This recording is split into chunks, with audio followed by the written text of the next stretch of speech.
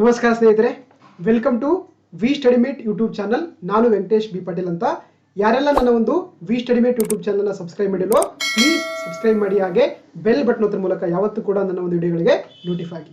Okay, so ಇವತ್ತು ನಿಮಗೋಸ್ಕರ ಒಂದು PSI ಎಕ್ಸಾಮ್ ಅಂದರೆ ಇತ್ತೀಚೆಗೆ ನಡೆದಂಥ ಅಂದರೆ 3/10/2021 ನಡೆದಂಥ PSI ಎಕ್ಸಾಮ್ ಅಲ್ಲಿ ಕೇಳ್ತಿರುವಂಥ ಇಂಡಿಯನ್ ಪಾಲಿಟಿ ಮತ್ತು ಕಾನ್ಸ್ಟಿಟ್ಯೂಷನ್ ಕ್ವೆಶ್ಚನ್ಗಳನ್ನು ಈ ಒಂದು ಸೆಷನಲ್ಲಿ ಡಿಸ್ಕಸ್ ಮಾಡ್ತಾ ಹೋಗೋಣ.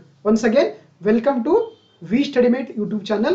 ನಾನು ವೆಂಕಟೇಶ್ ಬಿ ಪಾಟೀಲ್ ಅಂತ. Okay, let's start the class. First question ನೋಡಿ ಏನಿದೆ, ಇದು ಇಂಡಿಯನ್ ಪಾಲಿಟಿ ಮತ್ತೆ ಸಂಬಂಧಪಟ್ಟಂತ ಕ್ವೆಶ್ಚನ್ ಆಗಿದೆ.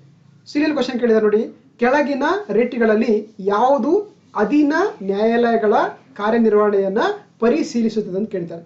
Which among the following writs examines the following of subordinate courts ಅಂತ ಕರೀತಾರೆ. ಹೌದಾ, ನೋಡಿ ನಮಗೆ ಆಕ್ಚುಲಿ ಭಾರತ ಸಂವಿಧಾನದಲ್ಲಿ ಫಂಡಮೆಂಟಲ್ ರೈಟ್ಸ್ ಅಂತ ಬರುತ್ತೆ. ಇದನ್ನ ನಮ್ಮ ಸಂವಿಧಾನದಲ್ಲಿ ಏನ್ ಮಾಡಿದ್ದಾರೆ, ಪಾರ್ಟ್ 3 ಅಲ್ಲಿ ಮೆನ್ಷನ್ ಮಾಡಿದ್ದಾರೆ. ನೋಡಿ, ಯಾವುದೇ ವ್ಯಕ್ತಿಯ ಮೂಲಭೂತ ಹಕ್ಕುಗಳು ಉಲ್ಲಂಘನೆ ಆದಾಗ ಏನ್ ಮಾಡಬಹುದು, ನಾವು ಕೋರ್ಟ್ಗಳಿಗೆ ಅಪ್ರೋಚ್ ಮಾಡಬಹುದು. ಸೊ ಹಾಗಾಗಿ ನಾವು ಆರ್ಟಿಕಲ್ 32 ಪ್ರಕಾರ ಏನ್ ಮಾಡಬಹುದು, ಸುಪ್ರೀಂ ಕೋರ್ಟ್ಗೆ ಅಪ್ರೋಚ್ ಮಾಡಬಹುದು. ಅದೇ ರೀತಿ ಆರ್ಟಿಕಲ್ 226 ಪ್ರಕಾರ ಏನ್ ಮಾಡಬಹುದು, ಹೈಕೋರ್ಟ್ಗಳಿಗೆ ಅಪ್ರೋಚ್ ಮಾಡಬಹುದು. ಅವಾಗ ಏನ್ ಮಾಡ್ತೇವೆ ಅಂದ್ರೆ ಆಕ್ಚುಲಿ ಸುಪ್ರೀಂ ಕೋರ್ಟ್ ಹೈಕೋರ್ಟ್ಗಳು ಕೆಲವೊಂದು ರಿಟ್ಸ್ ಗಳನ್ನ ಇಶ್ಯೂ ಮಾಡುತ್ತೆ. ಸೊ ಹಾಗಾಗಿ ಏನಂದ್ರೆ ನಮ್ಮ ಸಂವಿಧಾನದಲ್ಲಿ ಅಂದ್ರೆ ನಮ್ಮ ಇದರಲ್ಲಿ ಏನಂದ್ರೆ 5 ರಿಟ್ಸ್ ಗಳನ್ನ ಮೆನ್ಷನ್ ಮಾಡಿದ್ದಾರೆ, 5 ರೇಟ್ಗಳನ್ನ ಮೆನ್ಷನ್ ಮಾಡಿದ್ದಾರೆ. ಹೌದಾ, ಈ ರಿಟ್ಸ್ ಗಳು ಎಲ್ಲಿ ತಗೊಂಡಿದ್ದೀವಿ ನಾವು, ಈ ರಿಟ್ಸ್ ಗಳನ್ನ ಎಲ್ಲಿ ಬಾರೋ ಮಾಡ್ಕೊಂಡಿದ್ದೀವಿ ಅಂದ್ರೆ it is from the British constitution ಇಂದ ಇವುಗಳನ್ನ ನಾವು ಬಾರೋ ಮಾಡ್ಕೊಂಡಿದ್ದೀವಿ ರಿಟ್ಸ್ ಗಳನ್ನ. ಹಾಗಾಗಿ 5 ರಿಟ್ಸ್ ಬರ್ತವೆ. ಹೇಬಿಯಸ್ ಕಾರ್ಪಸ್, ಮ್ಯಾಂಡಮಸ್, ಸೆರ್ಶಿಯೋರಾರಿ, ಕೋವರೆಂಟ್, ಪ್ರೊಹಿಬಿಷನ್ ಅಂತ ಬರ್ತವೆ. ಹೌದಾ, ಇದರಲ್ಲಿ 2 ರೈಟ್ಸ್ ಗಳು ಬರ್ತವೆ. ಒಂದು ಯಾವ್ದಪ್ಪ ಅಂದ್ರೆ ಸೆರ್ಶಿಯೋರಾರಿ ಅಂತ ಕರೀತಾರೆ, ಇನ್ನೊಂದು ಪ್ರೊಹಿಬಿಷನ್ ಅಂತ ಕರೀತೇವೆ. ಇವುಗಳು ಅಂದ್ರೆ ಕೇವಲ ಕೋರ್ಟ್ಗಳಿಗೆ ಸಂಬಂಧಪಟ್ಟಂತೆ ಅಥವಾ ಜುಡಿಷಿಯಲ್ ಆಫೀಸ್ಗಳಿಗೆ ಸಂಬಂಧಪಟ್ಟಂತ ರಿಟ್ಸ್ ಗಳಾಗಿದೆ. ಸೊ ಹಾಗಾಗಿ ಇಲ್ಲಿ ಸರಿಯಾದ ಉತ್ತರವಾಗುತ್ತೆ ಯಾವ್ದಪ್ಪ ಅಂದ್ರೆ certiorari is the right answer. ನೋಡಿ, okay, certiorari is the right answer ಆಗುತ್ತೆ ಇದಕ್ಕೆ. ಸೊ ಹಾಗಾಗಿ option C is the right answer. ನೋಡಿ, ನಮ್ಮ ಏನಂದ್ರೆ ಆಕ್ಚುಲಿ ಇದರಲ್ಲಿ 5 ರಿಟ್ಸ್ ಗಳು ಬರ್ತವೆ. ಹೌದಾ, ಒಂದು ಹೇಬಿಯಸ್ ಕಾರ್ಪಸ್ ಅಂತಿದೆ, ಎರಡನೇದು ಮ್ಯಾಂಡಮಸ್ ಅಂತಿದೆ, ಮೂರನೇದು ಸೆರ್ಶಿಯೋರಾರಿ ಅಂತಿದೆ, ನಾಲ್ಕನೇದು ಪ್ರೊಹಿಬಿಷನ್ ಅಂತಿದೆ, 5ನೇದು ಕೋರೆಂಟ್ ಅಂತ ಇರ್ತಾರೆ. ಸೊ ಹಾಗಾಗಿ ಈ ಸೆರ್ಶಿಯೋರಾರಿ ಪ್ರೊಹಿಬಿಷನ್ ಇದೆಯಲ್ಲ, ಇವುಗಳನ್ನ ಕೇವಲ ಜುಡಿಷಿಯಲ್ ಆಫೀಸಲ್ಲಿ ಮಾತ್ರನೇ ಏನ್ ಮಾಡಬಹುದು, ಅಪ್ಲಿಕೇಬಲ್ ಆಗ್ತವೆ. ಅಂದ್ರೆ ಹೈಯರ್ ಕೋರ್ಟ್ಗಳು ಏನ್ ಮಾಡ್ತವೆ ಅಂದ್ರೆ ಲೋವರ್ ಕೋರ್ಟ್ಗಳಿಗೆ ತಮ್ಮ ಒಂದು ರಿಟ್ಸ್ ಗಳನ್ನ ಇಶ್ಯೂ ಮಾಡ್ತವೆ. ಸೊ ಹಾಗಾಗಿ it is only applicable to the judicial ಆಫೀಸಲ್ಲಿ ಅಂತಂದ್ರೆ ಒಂದು ಸೆರ್ಶಿಯೋರಾರಿ, ಇನ್ನೊಂದು ಪ್ರೊಹಿಬಿಷನ್ ಅಂತ ಕರೀತಾರೆ. ಸೊ ಹಾಗಾದ್ರೆ ನೀವು ಕೇಳ್ಬೋದು, ಸೊ ಹಾಗಾದ್ರೆ ಈ ಪ್ರೊಹಿಬಿಷನ್ ಮತ್ತೆ ಸೆರ್ಶಿಯೋರಾರಿಗೆ ಏನ್ ವ್ಯತ್ಯಾಸ ಅಂತ ಕೇಳ್ಬೋದು. ಸೊ ಹಾಗಾಗಿ ಈ ಪ್ರೊಹಿಬಿಷನ್ ಇದೆಯಲ್ಲ, ಒಂದು ಎಕ್ಸಾಂಪಲ್ ಹೇಳ್ತೀನಿ ಗೊತ್ತಾಗುತ್ತೆ ನೋಡಿ. ಟೇಕ್ ಫಾರ್ ಎಕ್ಸಾಂಪಲ್, ಒಂದು ನಮ್ಗೆ ಹೈಕೋರ್ಟ್ ಇದೆ, ಹೌದಾ, ಇನ್ನೊಂದು ಲೋವರ್ ಕೋರ್ಟ್ ಇದೆ. ಈಗ ಏನಂದ್ರೆ ಲೋವರ್ ಕೋರ್ಟ್ಗೆ ಏನ್ ಮಾಡಿದ್ರೆ ಒಂದು ಲಿಮಿಟೇಷನ್ ಹಾಕಿದ್ದಾರೆ. ನೋಡಪ್ಪ, ನಿಮ್ಮ ಹತ್ರ ಯಾವುದೇ ಕೇಸ್ ಬಂದ್ರೆ ನೀವೇನಂದ್ರೆ ಅದಕ್ಕೆ ಏನ್ ಮಾಡ್ಬೋದು, ಮ್ಯಾಕ್ಸಿಮಮ್ ಆಗಿ 1 ಲಕ್ಷ ರೂಪಾಯಿ ಫೈನ್ ಹಾಕ್ಬಹುದು. ನಾನು ಜಸ್ಟ್ ರಫ್ ಆಗಿ ಹೇಳ್ತಾ ಇದ್ದೀನಿ. ಹೌದಾ, ಲೋವರ್ ಕೋರ್ಟ್ಗೆ ಏನ್ ಕಂಡೀಷನ್ ಇದೆ, ನೀವು ಯಾವುದೇ ನಿಮ್ಮ ಹತ್ರ ಕೇಸ್ಗಳು ಬಂದಾಗ ಏನಂದ್ರೆ 1 ಲಕ್ಷದವರೆಗೆ ಮಾತ್ರನೇ ನೀವು ಫೈನ್ ಹಾಕ್ಬಹುದು, ಜೊತೆಗೆ 2 ವರ್ಷ ಮಾತ್ರನೇ ಜೈಲು ಶಿಕ್ಷೆ ಕೊಡಬಹುದು ಅಂತ ಒಂದು ಲಿಮಿಟೇಷನ್ ಹಾಕೊಂಡಿದ್ದಾರೆ. Just rough example. ಹೌದಾ, ಅವಾಗ ಏನಾಗುತ್ತೆ, ಒಂದು ಕೇಸ್ ಬರುತ್ತೆ, ಅದಕ್ಕೆ ಏನ್ ಮಾಡುತ್ತೆ ಸುಪ್ರೀಂ ಹೈಕೋರ್ಟ್ ಲೋವರ್ ಕೋರ್ಟ್ ಏನ್ ಮಾಡುತ್ತೆ, 1.5 ಲಕ್ಷ ಏನ್ ಮಾಡುತ್ತೆ ಫೈನ್ ಹಾಕ್ತಾರೆ. 2 ತಿಂಗಳು 2 ಇಯರ್ 5 ಮಂತ್ಸ್ ಏನ್ ಮಾಡ್ತಾರೆ, ಅದಕ್ಕೆ ಏನ್ ಮಾಡ್ತಾರೆ, ಆ ವ್ಯಕ್ತಿಗೆ ಇದು ಕೊಡ್ತಾರೆ. ಹೌದಾ, ಸವಾಗ ಏನಾಗುತ್ತೆ, ಹೈಕೋರ್ಟ್ ಏನ್ ಮಾಡುತ್ತೆ ಅಂದ್ರೆ ನೋಡಪ್ಪ, ನಿನಗೆ ಲಿಮಿಟೇಷನ್ ಎಷ್ಟಿದೆ, 1 ಲಕ್ಷ ಇದೆ, 1 ಲಕ್ಷ ರೂಪಾಯಿ ಅಮೌಂಟ್ ಫೈನ್ ಹಾಕ್ಬಹುದು, 2 ವರ್ಷ ಜೈಲು ಶಿಕ್ಷೆ ಕೊಡಬಹುದು. ಅದಕ್ಕಿಂತ ಜಾಸ್ತಿ ಬಂದ್ರೆ ಏನ್ ಮಾಡೋದಂದ್ರೆ ನೀವು ನನ್ನ ಕಡೆ ಟ್ರಾನ್ಸ್ಫರ್ ಮಾಡ್ಬೇಕು ಅಂತ ಹೇಳ್ತಾರೆ. ಸೊ ಏನಾಯ್ತು, ಇದು ವೈಲೇಷನ್ ಮಾಡಿತ್ತು. ಅವಾಗ ಏನಾಗುತ್ತೆ, ಹೈಕೋರ್ಟ್ ಏನ್ ಮಾಡುತ್ತೆ, ಒಂದು ರಿಟ್ಸ್ ಅನ್ನ ಇಶ್ಯೂ ಮಾಡುತ್ತೆ ಲೋವರ್ ಕೋರ್ಟ್ ಮೇಲ್ಗಡೆ. ಅದನ್ನೇನಂತ ಕರಿತೀವಿ, ಪ್ರೊಹಿಬಿಟ್ ಮಾಡುತ್ತೆ. ನಿನ್ ಕೆಲಸ ಎಷ್ಟಾದ ಅಷ್ಟು ಮಾತ್ರ ಮಾಡಂತ ಏನ್ ಮಾಡುತ್ತೆ ಹೈಕೋರ್ಟ್ಗಳು ಲೋವರ್ ಕೋರ್ಟ್ಗಳಿಗೆ ಇದು ಮಾಡುತ್ತೆ. ಅದನ್ನ ಏನ್ ಕರಿತೀವಿ, ಪ್ರೊಹಿಬಿಷನ್ ಅಂತ ಕರೀತಾರೆ. ಆಮೇಲೆ ಈ ಸೆರ್ಶಿಯೋರಾರಿ ಇದೆಯಲ್ಲ, ಅದಕ್ಕೆ ಏನ್ ಮಾಡುತ್ತೆ ಅಂದ್ರೆ ಆಕ್ಚುಲಿ ಇಲ್ಲಿ ಈ ಪ್ರೊಹಿಬಿಷನ್ ಅದನ್ನ ಬರೀ ಸ್ಟಾಪ್ ಮಾಡುತ್ತೆ, ಅದನ್ನ ಸ್ಟಾಪ್ ಮಾಡುತ್ತೆ. ಈ ಸೆರ್ಶಿಯೋರಾರಿ ಏನ್ ಮಾಡುತ್ತೆ, ಅದಕ್ಕೆ ಸ್ಟಾಪ್ ಮಾಡಿ ಅದಕ್ಕೆ ಅವಾಗಲೇ ಅದಕ್ಕೆ ಏನ್ ಮಾಡುತ್ತೆ, ಒಂದು ಜಡ್ಮೆಂಟ್ ಕೊಡುತ್ತೆ. ಸೊ ಅಂದ್ರೆ ಪ್ರೊಹಿಬಿಷನ್ ಇಸ್ ಓನ್ಲಿ ಪ್ರಿವೆಂಟಿವ್ ಆಗಿದೆ. ಅದೇ ರೀತಿ ಸೆರ್ಶಿಯೋರಾರಿ ಇದೆಯಲ್ಲ, ಇದು preventive as well as curative ಆಗಿರುತ್ತೆ. That is the difference between the certiorari and prohibition ಅಂತ ಕರೀತಾರೆ. ಇನ್ನು ಹೇಬಿಯಸ್ ಕಾರ್ಪಸ್ ಇದೆಯಲ್ಲ, ಇದು ನೋಡಿ ಯಾವುದೇ ವ್ಯಕ್ತಿ ಅರೆಸ್ಟ್ ಆದಾಗ ಏನಂದ್ರೆ ಆಕ್ಚುಲಿ ಏನ್ ಮಾಡ್ಬೋದು, ನಾವು ಹೈಕೋರ್ಟ್ ಅಥವಾ ಸುಪ್ರೀಂ ಕೋರ್ಟ್ಗೆ ಅಪ್ರೋಚ್ ಮಾಡಬಹುದು. ಅವಾಗ ಏನ್ ಮಾಡ್ತೇವೆ, ಸುಪ್ರೀಂ ಕೋರ್ಟ್ಗಳು ಹೈಕೋರ್ಟ್ಗಳು ಆ ವ್ಯಕ್ತಿ ಮೇಲ್ಗಡೆ ಇಶ್ಯೂ ಮಾಡ್ಕೊಂಡು ಆ ವ್ಯಕ್ತಿಯನ್ನ ಏನ್ ಮಾಡ್ತಾರೆ, ಸುದ್ದಿ ಮಾಡ್ತಾರೆ. ಹೌದಾ, ಸೊ ಹಾಗಾಗಿ ಈ ಹೇಬಿಯಸ್ ಕಾರ್ಪಸ್ ಇದೆಯಲ್ಲ, ಇದನ್ನ ನಾವು ಪಬ್ಲಿಕ್ ಪರ್ಸನ್ ಆಗಿರ್ಬೋದು ಅಥವಾ ಪ್ರೈವೇಟ್ ಪರ್ಸನ್ ಮೇಲ್ಗಡೆ ಏನ್ ಮಾಡುತ್ತೆ, ಸುಪ್ರೀಂ ಕೋರ್ಟ್ ಹೈಕೋರ್ಟ್ಗಳು ಇಶ್ಯೂ ಮಾಡ್ತವೆ. ಅಂದ್ರೆ it is applicable to the both private as well as public person ಅಂತ. ಹೌದಾ, ಅದೇ ರೀತಿ ಮ್ಯಾಂಡಮಸ್ ಅಂತ ಇದೆ ನೋಡಿ. ಮ್ಯಾಂಡಮಸ್ ಅಂದ್ರೆ ಏನಂದ್ರೆ ಯಾವುದೇ ಒಬ್ಬ ವ್ಯಕ್ತಿ, ಒಬ್ಬ ಸರ್ಕಾರಿ ವ್ಯಕ್ತಿ ಅಂದ್ರೆ ತನ್ನ ಕೆಲಸವನ್ನ ಮಾಡಿದ್ರೆ ಏನ್ ಮಾಡಬಹುದು ನಾವು ಆತನ ಮೇಲ್ಗಡೆ ರಿಟ್ಸ್ಗಳನ್ನ ಇಶ್ಯೂ ಮಾಡಿಸಬಹುದು. ಫಾರ್ ಎಕ್ಸಾಂಪಲ್, ಈಗ ಯಾರೋ ಒಬ್ಬ ಗವರ್ಮೆಂಟ್ ಸರ್ವೆಂಟ್ ಇದ್ದಾನೆ, ಆತ ಏನಂದ್ರೆ ತನ್ನ ಕೆಲಸ ಮಾಡಿದ್ರೆ ಏನ್ ಮಾಡಬಹುದು ನಾವು ಡೈರೆಕ್ಟ್ ಆಗಿ ಕೋರ್ಟ್ಗಳಿಗೆ ಅಪ್ರೋಚ್ ಮಾಡಬಹುದು. ಸೊ ಹಾಗಾಗಿ ಇದು ಏನಂದ್ರೆ ಓನ್ಲಿ ಪಬ್ಲಿಕ್ ಅಥಾರಿಟಿ ಮೇಲ್ಗಡೆ ಮಾತ್ರನೇ ಅಪ್ಲಿಕೇಬಲ್ ಆಗುತ್ತೆ, ಪ್ರೈವೇಟ್ ಅಥಾರಿಟಿ ಮೇಲ್ಗಡೆ ಇದು ಅಪ್ಲಿಕೇಬಲ್ ಆಗಲ್ಲ. ಯಾವುದು ಮ್ಯಾಂಡಮಸ್ ಅಂತ. ಇನ್ನೊಂದು ಇದೆ ನೋಡಿ, ಕೋವಾರೆಂಟ್ ಅಂತ ಕರೀತಾರೆ. ಹೌದಾ, ಕೋವಾರೆಂಟ್ ಅಂದ್ರೆ ಏನಂದ್ರೆ ನೋಡಿ ವಾಟ್ ಈಸ್ ಯುವರ್ ಅಥಾರಿಟಿ ಅಂತ ಕರೀತಾರೆ. ಈಗ ಏನಂದ್ರೆ ಯಾವುದೇ ವ್ಯಕ್ತಿ ಏನ್ ಮಾಡಿರ್ತಾನೆ ಅಂದ್ರೆ ಆತ ಒಂದು ಸರ್ಕಾರಿ ಹುದ್ದೆ ತಗೊಂಡಿರ್ತಾನೆ ತುಂಬಾ ಇಲ್ಲಿಗಲ್ ಆಗಿ. ಹೌದಾ, ಹಾಗಾಗಿ ಅವಾಗ ಏನ್ಬೋದು ಆತನ ಹುದ್ದೆಯಿಂದ ನಾವು ಕೆಳಗಿಳಿಸಬಹುದು ಥ್ರೋ ಈ ಒಂದು ಕೋವಾರೆಂಟ್ ಅಂತ ರೈಟ್ಸ್ ಅನ್ನ ಇಶ್ಯೂ ಮಾಡೋದ್ ಮುಖಾಂತರ. ಸೊ ಹಾಗಾಗಿ ಈ 5 ರಿಟ್ಸ್ಗಳು ಕೂಡ ನಿಮಗೆ ಎಕ್ಸಾಮ್ ಅಲ್ಲಿ ತುಂಬಾ ಇಂಪಾರ್ಟೆಂಟ್ ಆಗ್ತವೆ, ಒಂದ್ ಕಡೆ ನೋಟ್ ಮಾಡ್ಕೊಂಡ್ರೆ ಬೆಟರ್ ಅಂತ. ಓಕೆನಾ. ಸೊ ಹಾಗಾಗಿ ಇಲ್ಲಿ ನಮ್ಗೆ ಗೊತ್ತಿರಲಿ ಯಾವ್ದಂದ್ರೆ ಅಧೀನ ನ್ಯಾಯಾಲಯಗಳ ಕಾರ್ಯನಿರ್ವಹಣೆ ಯಾವ್ದು ಮಾಡ್ತೇವೆ, ಒಂದು ಸೆರಿಷರಿ ಬರುತ್ತೆ, ಇನ್ನೊಂದು ಪ್ರೊಹಿಬಿಷನ್. ಇವೆರಡು ಕೂಡ ಆಕ್ಚುಲಿ ಬರೀ ಜುಡಿಷಿಯಲ್ ಆಫೀಸ್ಗಳಿಗೆ ಮಾತ್ರನೇ ಅಪ್ಲಿಕೇಬಲ್ ಆಗ್ತವೆ. ಸೊ ಹಾಗಾಗಿ option C is the right answer. Okay, yeah moving to the next question. Yes, ಕೇಂದ್ರ ಜಾಗೃತ ಆಯೋಗವು ತನ್ನ ವರದಿಯನ್ನ ಯಾರಿಗೆ ಸಲ್ಲಿಸುತ್ತದೆ ಅಂತ ಕೇಳ್ತಾರೆ. The central vigilance commission submits its report ಅಂತ ಕೇಳ್ತಿದ್ರೆ, ಸೊ ಅದು ಯಾವ್ದಾಗುತ್ತೆ ಅಂತ ನೋಡಿ, ಅದೇನಂದ್ರೆ ಏನ್ ಮಾಡುತ್ತೆ, ಭಾರತದ ರಾಷ್ಟ್ರಪತಿಯವರಿಗೆ ತನ್ನ ವರದಿಯನ್ನ ಸಲ್ಲಿಸುತ್ತದೆ. ಸೊ ಹಾಗಾಗಿ option A is the right answer. ಅದು ಪ್ರೆಸಿಡೆಂಟ್ ಆಫ್ ಇಂಡಿಯಾ ಆಗಿದೆ. ರೈಟ್. ನೋಡಿ, ನಮ್ಮ ದೇಶದಲ್ಲಿ ಬಹಳ ಒಂದು ಪ್ರಮುಖವಾದಂತಹ ಸಂಸ್ಥೆ ಬರುತ್ತೆ, ಸೆಂಟ್ರಲ್ ವಿಜಿಲೆನ್ಸ್ ಕಮಿಷನ್ ಅಥವಾ ಕೇಂದ್ರೀಯ ಜಾಗೃತ ಆಯೋಗ ಅಂತ ಕರೀತಾರೆ. ಹೌದಾ, ಅದು ನೋಡಿ ಏನಂದ್ರೆ ಇದನ್ನೇನಂದ್ರೆ ನಮ್ಮ ದೇಶದಲ್ಲಿ ಮೊಟ್ಟ ಮೊದಲ ಬಾರಿಗೆ 1964ರಲ್ಲಿ ಒಂದು ಸಮಿತಿ ಏನ್ ಮಾಡುತ್ತೆ, ರೆಕಮೆಂಡೇಶನ್ ಮಾಡುತ್ತೆ ಸರ್ಕಾರಕ್ಕೆ. ಯಾವ ಸಮಿತಿ ಅಂತಂದ್ರೆ ಅದು ಸಂತಾನಂ ಸಮಿತಿ. ಇದು ಕೂಡ ಬಹಳ ಎಕ್ಸಾಂಪಲ್ ಕ್ವೆಶ್ಚನ್ ಕೇಳಿದ್ದಾರೆ. ಓಕೆ, ಯಾವ ಸಮಿತಿ ಆಧಾರ ಮೇಲ್ಗಡೆ ಸೆಂಟ್ರಲ್ ವಿಜಿಲೆನ್ಸ್ ಕಮಿಷನ್ ನ ಸ್ಟಾರ್ಟ್ ಮಾಡಲಾಯ್ತು ಅಂತಂದ್ರೆ ಅದು ಸಂತಾನಂ ಕಮಿಟಿ ಆಗಿದೆ. ಅದನ್ನೆಂದ್ರೆ ನೋಡಿ ಏನು 1964ರಲ್ಲಿ ಸ್ಥಾಪನೆ ಮಾಡಿದಾರಲ್ಲ, ಇದು ಏನಾಗಿತ್ತು, ಬರೀ ಕೇವಲ ಎಕ್ಸಿಕ್ಯೂಟಿವ್ ರೆಸೊಲ್ಯೂಷನ್ ಮುಖಾಂತರ, ಇದೊಂದು ಬರೀ ಕಾರ್ಯಾಂಗದ ಒಂದು ರೆಸೊಲ್ಯೂಷನ್ ಮುಖಾಂತರ ಪಾಸ್ ಮಾಡ್ತಾರೆ, ಅಂದ್ರೆ ಇದನ್ನ ಸ್ಟಾರ್ಟ್ ಮಾಡ್ತಾರೆ. ಸೊ ಹಾಗಾಗಿ ಇದು ಸ್ಟಾರ್ಟಿಂಗ್ಗೆ ಒಂದು ಸ್ಟ್ಯಾಟ್ಯುಟರಿ ಬಾಡಿ ಅಲ್ಲ. ಏನ್ ಮಾಡ್ತಾರೆ ಆಮೇಲೆ 2003ರಲ್ಲಿ ಇದಕ್ಕೆ ಒಂದು ಇದರ ಒಂದು ಸಿವಿಸಿ ಆಕ್ಟ್ ಮಾಡ್ಕೊಂಡಿದ್ದಾರೆ, ಏನ್ ಮಾಡ್ತಾರೆ ಒಂದು ಸ್ಟ್ಯಾಟ್ಯುಟರಿ ಸ್ಟೇಟಸ್ ಕೊಡ್ತಾರೆ.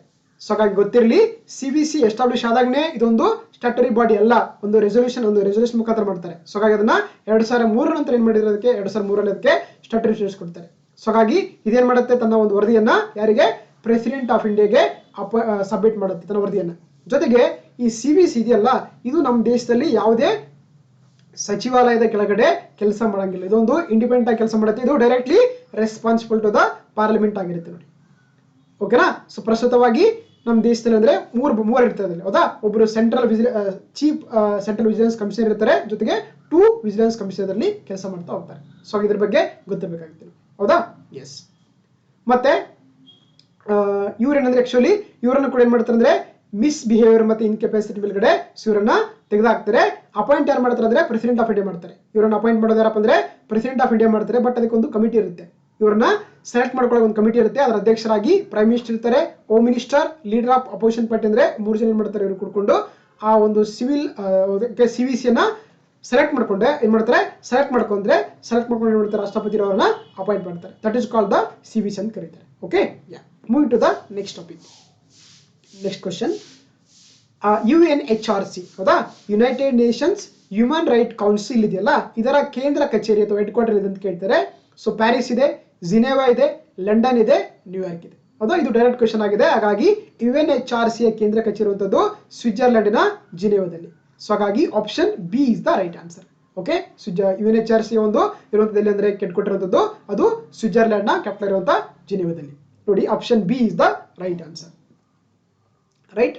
UNHRC ಇದೆಯಲ್ಲ, ಇದು ಅಂತಾರಾಷ್ಟ್ರೀಯ ಮಟ್ಟದಲ್ಲಿ ಮಾನವ ಹಕ್ಕುಗಳ ಆಯೋಗ, ಮಾನವ ಹಕ್ಕುಗಳ ಒಂದು ರಕ್ಷಣೆ ನೀಡುವಂತ ಬಹಳ ಪ್ರಮುಖ ಸಂಸ್ಥೆಯನ್ನು ನಾವೇನಂತ ಕರಿತೀವಿ, United Nations human rights council ಅಂತ ಕರೀತಾರೆ. ಇದು ಸ್ಥಾಪನೆ ಆಗಿದ್ದು ಯಾವಾಗಪ್ಪ ಅಂದ್ರೆ 2006 ಮಾರ್ಚ್ 15ಕ್ಕೆ ಸ್ಥಾಪನೆ ಆಯಿತು. ಇದರ ಕೇಂದ್ರ ಕಚೇರಿ ಇರುವಂತದ್ದು ಸ್ವಿಟ್ಜರ್ಲೆಂಡ್ ನ ಜಿನೆವಾದಲ್ಲಿದೆ. ಜೊತೆಗೆ ಇದು ಕೂಡ ಏನಾಗಿದೆ, ಒಂದು ವಿಶ್ವಸಂಸ್ಥೆಯ ಸಾಮಾನ್ಯ ಸಭೆಯ ಒಂದು ಅಂಗ ಸಂಸ್ಥೆಯಾಗಿ ಕೆಲಸ ಮಾಡ್ತಾ ಇದೆ. ಓಕೆನಾ. ಅದೇ ರೀತಿ ನೋಡಿ, ಜಗತ್ತಲ್ಲಿ ಯಾವುದೇ ರೀತಿ UNHRC ಇದೆಯೋ ಅದೇ ರೀತಿ ಕೂಡ ನಮ್ಮ ದೇಶದಲ್ಲಿ ಕೂಡ ಒಂದು ಬಾಡಿಗಳಿದೆ. ಅದನ್ನ ಏನಂತ ಕರಿತೀವಿ, ನ್ಯಾಷನಲ್ ಹ್ಯೂಮನ್ ರೈಟ್ಸ್ ಕಮಿಷನ್. ಹೌದಾ, NHRC ಅಂತ ಕರಿತೀವಿ. ಅದೇ ರೀತಿ ರಾಜ್ಯ ಮಟ್ಟಗಳೇನಾಗಿದೆ, SHRC ಅಂತ ಕರೀತಾರೆ, ಸ್ಟೇಟ್ ಹ್ಯೂಮನ್ ರೈಟ್ಸ್ ಕೌನ್ಸಿಲ್ ಅಂತ ಕರೀತಾರೆ. ಸೊ ಹಾಗಾಗಿ ಇವು ಕೂಡ ಏನಾಗಿದೆ, ನಮ್ಮ ದೇಶದಲ್ಲಿ ಸ್ಟ್ಯಾಟ್ಯುಟರಿ ಬಾಡಿ ಅಥವಾ ಶಾಸನಬದ್ಧ ಸಂಸ್ಥೆಗಳಾಗಿ ಕೆಲಸ ಮಾಡ್ತವೆ. ಸೊ ಹಾಗಾದ್ರೆ ಪ್ರಸ್ತುತವಾಗಿ NHRC ಮತ್ತೆ SHRC ಚೇರ್ಮನ್ ಯಾರಿದ್ದಾರೆ ಅಂತೇಳಿ ನೀವು ಕಾಮೆಂಟ್ ಬಾಕ್ಸ್ ಅಲ್ಲಿ ಉತ್ತರವನ್ನ ಕೊಡಬಹುದು. Okay, yes. Moving to the next question. ನೋಡಿ, ಈ ಒಂದು ಸಂಸ್ಥೆ ಇತ್ತೀಚೆಗೆ ತುಂಬಾ ನ್ಯೂಸ್ ಇದೆ, ಹಾಗಾಗಿ ಇದ್ರ ಬಗ್ಗೆ ನಿಮಗೆ ಗೊತ್ತಿರಬೇಕಾಗುತ್ತೆ. ಯಾವುದೇ ಎಕ್ಸಾಮ್ ಅಲ್ಲಿ ಕೇಳಿದ್ರೆ ಕೂಡ ಈ ಒಂದು ಕ್ವಶನ್ಸ್ ಕೇಳೋ ಚಾನ್ಸ್ ತುಂಬಾ ಜಾಸ್ತಿ ಇರುತ್ತೆ, ಹೌದಾ? ಈ ಕ್ವಾಡ್ ಗುಂಪುಗಾರಿಕೆಯ ಭಾಗವಾಗಿ ಕೆಳಗಿನ ಯಾವ ದೇಶಗಳಿರುವಂತ which among the following countries are the part of the Quad grouping ಅಂತ ಕರೀತಾರೆ, ಹೌದಾ? ಸೊ ಹಾಗಾಗಿ ಈ ಕ್ವಾಡ್ ಸಂಘಟನೆಯಲ್ಲಿರುವಂತ ಸದಸ್ಯ ರಾಷ್ಟ್ರಗಳಾದಂತ ಕೇಳಿದರೆ, so Bharat, America, Japan, Australia, Russia, Germany ಅಂತಿದೆ, ಹೌದಾ? ಸೊ ಹಾಗಾಗಿ ಇಲ್ಲಿ ನೋಡಿದ್ರೆ ಈ ಕ್ವಾಡ್ ಅಲ್ಲಿ ಅಂದ್ರೆ ಆಕ್ಚುಲಿ 4 ದೇಶಗಳು ಯಾವ್ದ್ಯಾವ್ದು? ಸೊ ಭಾರತ ಇದೆ, ಸೊ ಆಸ್ಟ್ರೇಲಿಯಾ ಇದೆ, ಅಮೆರಿಕ ಇದೆ, ಜಪಾನ್ ಇದೆ, ಹೌದಾ? ಸೊ ಹಾಗಾಗಿ option B is the right answer. Option B is the right answer ಆಗಿದೆ. ಅದು ಭಾರತ, ಅಮೆರಿಕ, ಜಪಾನ್ ಮತ್ತೆ ಆಸ್ಟ್ರೇಲಿಯಾ ಇಲ್ಲ, ಇವುಗಳೆಲ್ಲ ಕೂಡ ಏನಾಗಿದೆ? ಕ್ವಾಡ್ ಕಂಟ್ರಿಯ ಒಂದು ಗ್ರೂಪಿನ ಸದಸ್ಯ ರಾಷ್ಟ್ರಗಳಾಗಿ ಕೆಲಸ ಮಾಡ್ತಿರೋದು. ನೋಡಿ, ಯಾಕೆ ಇದು ಕ್ವಾಡ್ ಕರೀತಾರೆ ನೋಡಿ, ಆಕ್ಚುಲಿ ನಮ್ಗೆ ಮ್ಯಾಪ್ ಇದೆ, ಹೌದಾ? ಇಲ್ಲಿ ನಮಗೆ ಭಾರತ ಇದೆ, ಇಂಡಿಯಾ ಇದೆ, ಜಪಾನ್ ಇದೆ, ಸೊ ಅಮೆರಿಕ ಇದೆ, ಸೊ ಆಮೇಲೆ ಆಸ್ಟ್ರೇಲಿಯಾ ಇದೆ. ಇದು ನಮಗೆ ಸೇಪ್ ಏನಂದ್ರೆ ಒಂಥರ ಕ್ವಾಡ್ ಸೇಪ್ ಆಗಿದೆ, ಹೌದಾ? ಒಂಥರ ಏನಂದ್ರೆ ಚತುರ್ಭುಜದ ಒಂದು ಸೇಪ್ ಆಗಿದೆ. ಸೊ ಆ ಕಾರಣಕ್ಕೆ ಏನು ಕರಿತೀವಿ ನಾವು? ಕ್ವಾಡ್ ಕಂಟ್ರಿ ಅಂತ ಕರೀತಾರೆ. ಇದರಲ್ಲಿ ಟೋಟಲ್ ಆಗಿ 4 ದೇಶಗಳಿರುವಂತದ್ದು, ಭಾರತ, ಜಪಾನ್, ಆಸ್ಟ್ರೇಲಿಯಾ, ಅಮೆರಿಕ. ಇದರ ಮುಖ್ಯ ಉದ್ದೇಶ ಏನಂದ್ರೆ ಆಕ್ಚುಲಿ ಈ ಇಂಡೋ ಪೆಸಿಫಿಕ್ ರೀಜನ್ ಅನ್ನ ಪ್ರೊಟೆಕ್ಟ್ ಮಾಡುವಂತದ್ದು, ಅದರ ಒಂದು ಕೋಆಪರೇಷನ್ಗೋಸ್ಕರ ಕೆಲಸ ಮಾಡುವಂಥದ್ದು ಈ ಒಂದು ಸಂಘಟನೆಯ ಮುಖ್ಯ ಉದ್ದೇಶವಾಗಿದೆ, ರೈಟ್? ಜೊತೆಗೆ ಇವೇನ್ ಮಾಡ್ತೇವೆ ಅಂದ್ರೆ ಪ್ರತಿ ವರ್ಷ ಒಂದು ನೌಕಾ ಸಮರಾಭ್ಯಾಸ ಮಾಡ್ತವೆ, ಅದು ಕೂಡ ತುಂಬಾ ಎಕ್ಸಾಮ್ ಅಲ್ಲಿ ಕೇಳ್ತಾ ಇದ್ದಾರೆ, ಹೌದಾ? ಯಾವ್ದಪ್ಪ ಅಂತಂದ್ರೆ ಅದು ಮಲಬಾರ್ ನಾವಲ್ ಎಕ್ಸರ್ಸೈಸ್ ಅಂತ ಕರೀತಾರೆ, ಹೌದಾ? ಮಲಬಾರ್ ನೌಕಾ ಸಮರಾಭ್ಯಾಸ ಅಂತ ಕರೀತಾರೆ. ಇದು ಆಗ್ತದಿಲ್ಲ ಅಂದ್ರೆ ಆಕ್ಚುಲಿ ನಮ್ಮ ದೇಶದ, ನಮ್ಮ ಇಂಡಿಯನ್ ಓಷನ್ ಒಂದು ಮಲಬಾರ್ ಕೋಸ್ಟ್ ಆಗುತ್ತೆ, ಅದಕ್ಕೆ ಇದನ್ನ ನಾವು ಮಲಬಾರ್ ಕೋಸ್ಟ್ ಅಂತ ಕರೀತಾರೆ. ಗೊತ್ತಿರಲಿ, ಈ ಮಲಬಾರ್ ಎಕ್ಸರ್ಸೈಸ್ ಇದೆಯಲ್ಲ, ಇದು ಏನಂದ್ರೆ ಮೊದ್ಲು ಏನಾಗ್ತಿತ್ತು, ಬರೀ ಭಾರತ ಮತ್ತೆ ಅಮೆರಿಕ ಮಧ್ಯೆ ಮಾತ್ರನೇ ಆಗ್ತಿತ್ತು. ಆಮೇಲೆ ಇದಕ್ಕೆ ಜಪಾನ್ ಸೇರ್ಕೊಳ್ಳುತ್ತೆ, ಲಾಸ್ಟ್ ಇಯರ್ ಅಲ್ಲಿ ಆಸ್ಟ್ರೇಲಿಯಾ ಕೂಡ ಸೇರ್ಕೊಳ್ಳುತ್ತೆ. ಸೊ ಹಾಗಾಗಿ ಈ ಮಲಬಾರ್ ಎಕ್ಸರ್ಸೈಸ್ ಇದೆಯಲ್ಲ, ಇದು ಭಾರತ, ಅಮೆರಿಕ, ಜಪಾನ್ ಮತ್ತೆ ಆಸ್ಟ್ರೇಲಿಯಾ ಮಧ್ಯೆ ನಡೀತಿರುವಂತ ಏನಾಗಿದೆ ಒಂದು ನೌಕಾ ಸಮರಾಭ್ಯಾಸವಾಗಿದೆ. That is called the Malabar exercise ಅಂತ ಕರೀತಾರೆ, ಓಕೆನಾ? ಕ್ವಾಡ್ ಅಂದ್ರೆ ಕೂಡ ಈ 4 ದೇಶಗಳು ಇರುವಂತದ್ದಾಗಿದೆ, ಓಕೆನಾ? ಸೊ ಹಾಗಾಗಿ option B is the right answer. Moving to the next question. Yes, ಯಾರು ರಾಷ್ಟ್ರೀಯ ಬಿಕ್ಕಟ್ಟು ನಿರ್ವಹಣಾ ಸಮಿತಿಯ ಮುಖ್ಯಸ್ಥರಾಗಿರ್ತಾರೆ ಅಂತ ಕೇಳ್ತಾರೆ, ಹೌದಾ? Who heads the national crisis management committee ಅಂತ ಕೇಳ್ತಾರೆ. ನೋಡಿ, ರೀಸೆಂಟ್ ಏನಂದ್ರೆ ನಿಮ್ಗೆಲ್ಲ ಗೊತ್ತಿರುವಂತ ಏನಾಯ್ತು, ಆಕ್ಚುಲಿ ಏನಾಯ್ತು ಅಂತಂದ್ರೆ ಇದರಲ್ಲಿ ಯಾವ್ದ್ರಲ್ಲಿ ಉತ್ತರ ಕನ್ನಡದಲ್ಲಿ ಏನಾಯ್ತು ಅಂತಂದ್ರೆ ಒಂದು ಫ್ಲಡ್ಸ್ ಆಯ್ತು, ಹೌದಾ? ಸೊ ಅವಾಗ ಏನಂದ್ರೆ ಆಕ್ಚುಲಿ ಒಂದು ಬಹಳಷ್ಟು ಮೀಟಿಂಗ್ ಆಗ್ತವೆ. ಆ ಕಾರಣಕ್ಕೆ ಏನ್ ಮಾಡ್ತಾರೆ ಆಕ್ಚುಲಿ ಒಂದು ಕ್ವಶನ್ ನ್ಯೂಸ್ ಅಲ್ಲಿ ಇದೆ, ಆಗ ಗೊತ್ತಿರಲಿ. ನಮ್ಮ ದೇಶದಲ್ಲಿ ರಾಷ್ಟ್ರೀಯ ಬಿಕ್ಕಟ್ಟು ನಿರ್ವಹಣಾ ಸಮಿತಿ ಅಧ್ಯಕ್ಷರಾಗಿರ್ತಾರೆ ಅಂದ್ರೆ ಅದು ಕ್ಯಾಬಿನೆಟ್ ಕಾರ್ಯದರ್ಶಿ ಇರ್ತಾರೆ, ಓಕೆನಾ? ಕ್ಯಾಬಿನೆಟ್ ಕಾರ್ಯದರ್ಶಿ is the heads of the national crisis management committee ಆಗಿರ್ತಾರೆ. ಸೊ ಹಾಗಾಗಿ option D is the right answer ಆಗಿದೆ, ಓಕೆನಾ? Option D is the right answer ಆಗಿದೆ, ಅದು ಕ್ಯಾಬಿನೆಟ್ ಸೆಕ್ರೆಟರಿ ಅಂತ. ನೋಡಿ, ಇಲ್ಲಿ ನಿಮ್ಗೆ ಗೊತ್ತಿರಬೇಕಾಗುತ್ತೆ, ನಮ್ಮ ದೇಶದಲ್ಲಿ ಬಹಳ ಪ್ರಮುಖವಾಗಿ 2 ಅತ್ಯುನ್ನತ ಸರ್ಕಾರ ಹುದ್ದೆಗಳು ಬರ್ತವೆ, ಹೌದಾ? ಕೇಂದ್ರದಲ್ಲಿ ಏನಪ್ಪ ಅಂತಂದ್ರೆ ಅದು ಕ್ಯಾಬಿನೆಟ್ ಸೆಕ್ರೆಟರಿ ಅಂತ ಕರೀತಾರೆ. ಓಕೆ, ಕ್ಯಾಬಿನೆಟ್ ಸೆಕ್ರೆಟರಿ ಅಂದ್ರೆ ಗೊತ್ತಲ್ಲ, ಇದು ಕೇಂದ್ರದಲ್ಲಿ ಬರುವಂತಹ ಅತ್ಯುನ್ನತ ಸರಕಾರಿ ಹುದ್ದೆಯಾಗಿದೆ. ಸೊ ಓಕೆನಾ? ಹಾಗಾಗಿ ಇವ್ರನ್ನ ಏನಂತ ಕರಿತೀವಿ ನೋಡು, is also ex officio chairman of the civil service board ಅಂತ ಕರೀತಾರೆ. ಇವರಂದ್ರೆ ನಾಗರಿಕ ಸೇವಾ ಮಂಡಳಿಗಳ ಒಬ್ಬ ಅಧ್ಯಕ್ಷರಾಗಿ ಕೂಡ ಕೆಲಸ ಮಾಡ್ತಾರೆ, ಓಕೆನಾ? ಸೊ ಹಾಗಾಗಿ ಇವ್ರಿಗೆ ಏನಂದ್ರೆ ಆಕ್ಚುಲಿ ಅಪಾಯಿಂಟ್ ಯಾರು ಮಾಡ್ತಾರೆ ಅಂದ್ರೆ ಪ್ರೈಮ್ ಮಿನಿಸ್ಟರ್ ಮಾಡ್ತಾರೆ. ಇವ್ರು ಅಪಾಯಿಂಟ್ ಮಾಡೋದು ಪ್ರೈಮ್ ಮಿನಿಸ್ಟರ್ ಮಾಡ್ತಾರೆ. ಸೊ ಅದು ಕೂಡ ಗೊತ್ತಿರಬೇಕು. ಜೊತೆಗೆ ಇವರ ಬಗ್ಗೆ ನಮ್ಮ ಸಂವಿಧಾನದಲ್ಲಿ ಯಾವುದೇ ರೀತಿಯ ಮೆನ್ಷನ್ ಮಾಡಿರಂಗಿಲ್ಲ, ಗೊತ್ತಿರಲಿ, ಹೌದಾ? ಇವ್ರನ್ನ ಏನ್ ಮಾಡ್ತಾರೆ, government of India allocation of rules 1916 ಅಡಿಯಲ್ಲಿ ಇವರು ಕೆಲಸವನ್ನ ಮಾಡ್ತಾರೆ. ಅದೇ ರೀತಿ ಕೂಡ ಒಬ್ಬ ರಾಜ್ಯದಲ್ಲಿ ಕೂಡ ಒಬ್ಬ ಹೈಯೆಸ್ಟ್ ಆಫೀಸರ್ ಬರ್ತಾರೆ, ಅವ್ರು ನಾವೇನ್ ಕರಿತೀವಿ, ಚೀಫ್ ಸೆಕ್ರೆಟರಿ ಅಂತ ಕರೀತಾರೆ, ಮುಖ್ಯ ಕಾರ್ಯದರ್ಶಿ ಅಂತ ಕರೀತಾರೆ. ಪ್ರಸ್ತುತವಾಗಿ ಕರ್ನಾಟಕದಲ್ಲಿ ಪಿ ರವಿಕುಮಾರ್ ಅವರಂದ್ರೆ ನಮ್ಮ ಕರ್ನಾಟಕ ರಾಜ್ಯದ ಚೀಫ್ ಸೆಕ್ರೆಟರಿ ಕೆಲಸ ಮಾಡ್ತಾ ಇದ್ದಾರೆ. ಇವ್ರನ್ನ ಅಪಾಯಿಂಟ್ ಮಾಡೋದು ಚೀಫ್ ಮಿನಿಸ್ಟರ್ ಆಗಿರ್ತಾರೆ, ಗೊತ್ತಿರಲಿ, ನಾಟ್ ಗವರ್ನರ್, ಓಕೆನಾ? ಇವ್ರನ್ನ ಅಪಾಯಿಂಟ್ ಮಾಡೋದು ಚೀಫ್ ಮಿನಿಸ್ಟರ್ ಆಗಿರ್ತಾರೆ, ರಾಜ್ಯಪಾಲರು ಅಲ್ಲ. ಸೊ ಇವೆರಡು ಕೂಡ ನಮ್ಮ ದೇಶದಲ್ಲಿ ಬರುವಂತಹ ಅತ್ಯುನ್ನತ ಸರಕಾರಿ ಹುದ್ದೆಗಳಾಗಿರ್ತವೆ. ಒಂದು ಕ್ಯಾಬಿನೆಟ್ ಸೆಕ್ರೆಟರಿ ಇಂದ ಸೆಂಟ್ರು, ಚೀಫ್ ಸೆಕ್ರೆಟರಿ ಇಂದ ಸ್ಟೇಟ್ ಆಗಿರ್ತಾರೆ, ಓಕೆನಾ? Yeah, move to the next question. Yes, ಭಾರತದ ರಾಷ್ಟ್ರಪತಿಯವರು ರಾಜ್ಯಸಭೆಗೆ ಎಷ್ಟು ಜನ ಸದಸ್ಯರ ಹೆಸರನ್ನ ಸೂಚಿಸ್ತಾರೆ ಅಂತ ಕೇಳ್ತಾರೆ. ನೋಡಿ, ಸ್ವಲ್ಪ ಈ ಕನ್ನಡದಲ್ಲಿ ನಿಮ್ಗೆ ಅರ್ಥ ಆಗದೆ ಇರಬಹುದು, ಸೊ ಹಾಗಾಗಿ ಇಂಗ್ಲಿಷ್ ನೋಡ್ತಾ ಹೋಗೋಣ. How many members are nominated by the president of India to the ರಾಜ್ಯಸಭೆ ಅಂತ ಕರೀತಾರೆ, ಹೌದಾ? ನೋಡಿ, ಏನ್ ಮಾಡಿದ್ದಾರೆ, ರಾಷ್ಟ್ರಪತಿಯವರು ರಾಜ್ಯಸಭೆಗೆ 12 ಜನ ಸದಸ್ಯರನ್ನ ನಾಮನಿರ್ದೇಶನ ಮಾಡ್ತಾರೆ, ಹೌದಾ? ಏನ್ ಮಾಡ್ತಾರೆ, 12 members are nominated by the president of India to the ರಾಜ್ಯಸಭೆ ಅಂತ ಕರೀತಾರೆ. ಸೊ ಹಾಗಾಗಿ option B is the right answer. Okay, option B is the right answer ಆಗಿದೆ. ನೋಡಿ ನಮ್ಮ ಪಾರ್ಲಿಮೆಂಟರಿ ಸಿಸ್ಟಮ್ ಇದೆಯಲ್ಲ, ಇಲ್ಲಿ ಬಹಳ ಪ್ರಮುಖವಾಗಿ ಎರಡು ಇದು ಬರ್ತವೆ ಹೌದಾ. ಒಂದು ರಾಜ್ಯಸಭಾ ಬರುತ್ತೆ, ಇನ್ನೊಂದು ಲೋಕಸಭಾ ಬರುತ್ತೆ, ರೈಟ್. ಹಾಗಾಗಿ ಈ ರಾಜ್ಯಸಭೆ ಇದೆಯಲ್ಲ, ಇದರ ಒಂದು ಸಂಯೋಜನೆ ಬಗ್ಗೆ ನಮಗೆ ಆರ್ಟಿಕಲ್ಗಳು ಹೇಳ್ಕೊಡುತ್ತೆ. ಏನ್ ಹೇಳುತ್ತೆ?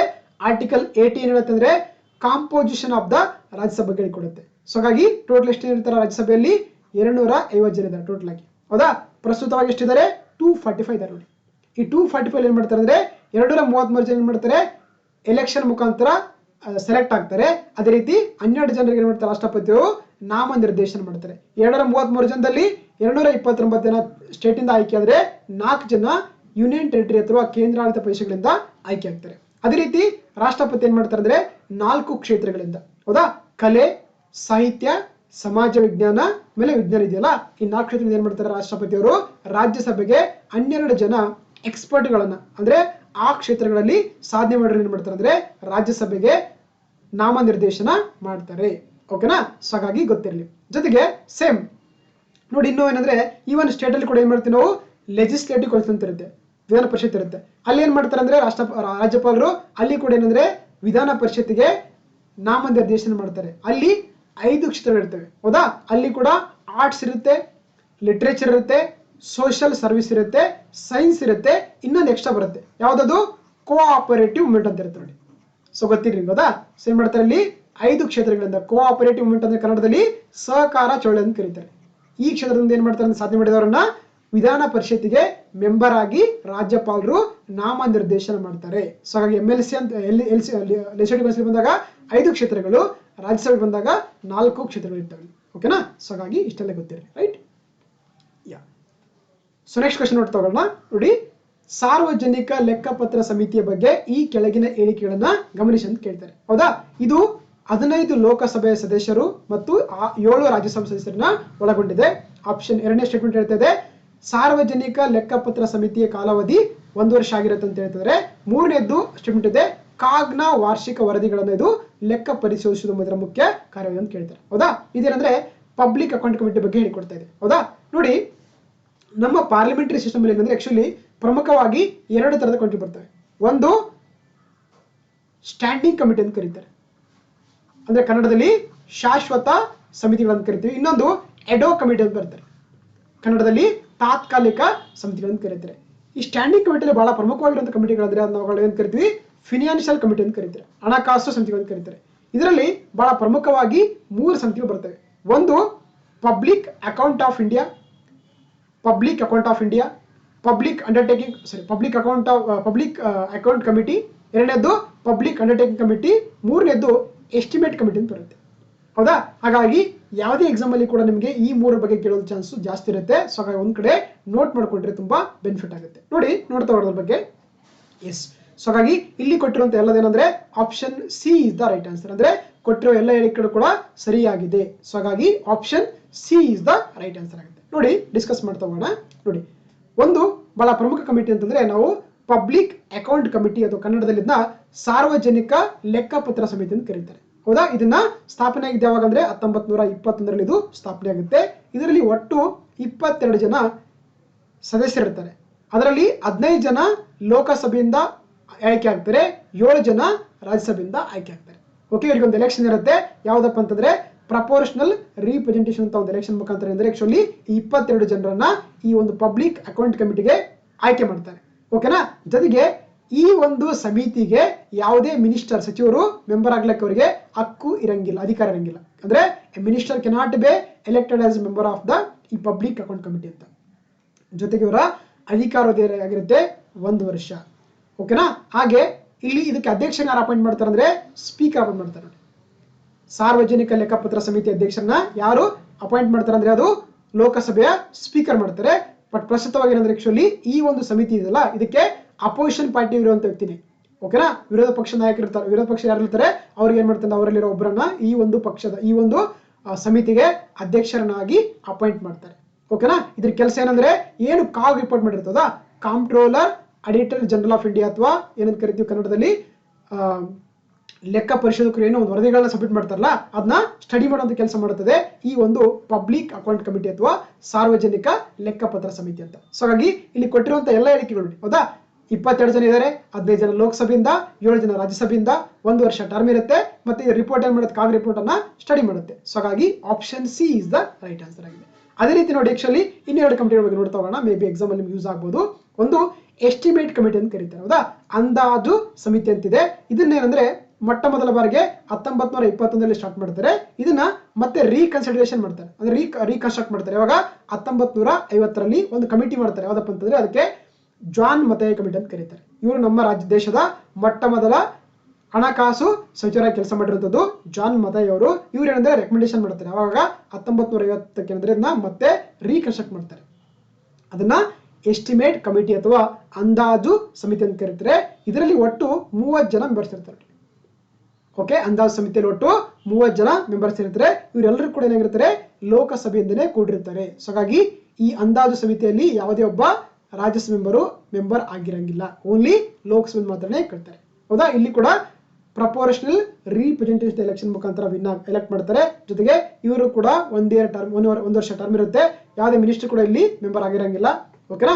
ಮತ್ತೇನಂದ್ರೆ ಇದರ ಅಧ್ಯಕ್ಷರಾಗಿರ್ತಾರೆ, ಯಾವಾಗಲೂ ಲೋಕಸಭೆಯಿಂದನೇ ಕೂಡಿರ್ತಾರೆ, ಮತ್ತೆ ರೂಲಿಂಗ್ ಪಾರ್ಟಿಯಿಂದನೇ ಕೂಡಿರ್ತಾರೆ. ಇವ್ರು ಏನ್ ಕೆಲಸ ಮಾಡುತ್ತೆ ಈ ಕಮಿಟಿ ಅಂತಂದ್ರೆ ಆಕ್ಚುಲಿ ಬಜೆಟ್ ಅನ್ನ ಸ್ಟಡಿ ಮಾಡುತ್ತೆ. ಹೌದಾ, ಏನು ನಮ್ಮ ಒಂದು ಆಯವೇ ಇದು ಮಾಡ್ತಾರಲ್ಲ ಅವಾಗ ಅದನ್ನ ಕಂಪ್ಲೀಟ್ ಆಗಿ ಸ್ಟಡಿ ಮಾಡುವಂತ ಸಮಿತಿ ಅಂತಂದ್ರೆ ಅದು ನಾವು ಏನಂತ ಕರಿತೀವಿ, ಅಂದಾಜು ಸಮಿತಿ ಅಥವಾ ಎಸ್ಟಿಮೇಟ್ ಕಮಿಟಿ ಅಂತ ಕರೀತಾರೆ. ಓಕೆ, ಸೊ ಹಾಗಾಗಿ ಇನ್ನೊಂದು ನೋಡ್ತಾ ಹೋಗೋಣ. ಇನ್ನೊಂದು ಕಮಿಟಿ ಬರುತ್ತೆ, committee on the public undertaking ಅಥವಾ ಕನ್ನಡದಲ್ಲಿ ಸಾರ್ವಜನಿಕ ಉದ್ಯಮಗಳ ಸಮಿತಿ ಅಂತ ಕರೀತಾರೆ. ಇದನ್ನ 1964 ಯಾವ ಕೃಷ್ಣ ಮೆನನ್ ಸಮಿತಿಯ ಒಂದು ಶಿಫಾರಸಿನ ಮೇರೆಗೆ ಈ ಒಂದು ಸಮಿತಿಯನ್ನ ರಚನೆ ಮಾಡ್ತಾರೆ. ಇದರಲ್ಲಿ ಕೂಡ 22 ಜನ ಮೆಂಬರ್ಸ್ ಇರ್ತಾರೆ. 15 ಜನ ಲೋಕಸಭೆಯಿಂದ, 7 ಜನ ರಾಜ್ಯಸಭೆಯಿಂದ ಇದಕ್ಕೆ ಮೆಂಬರ್ ಆಗ್ತಾರೆ. ಇಲ್ಲಿ ಕೂಡ ಪ್ರಪೋರ್ಷನಲ್ ರಿಪ್ರೆಸೆಂಟೇಷನ್ ಮುಖಾಂತರ ಎಲೆಕ್ಟ್ ಮಾಡ್ತಾರೆ.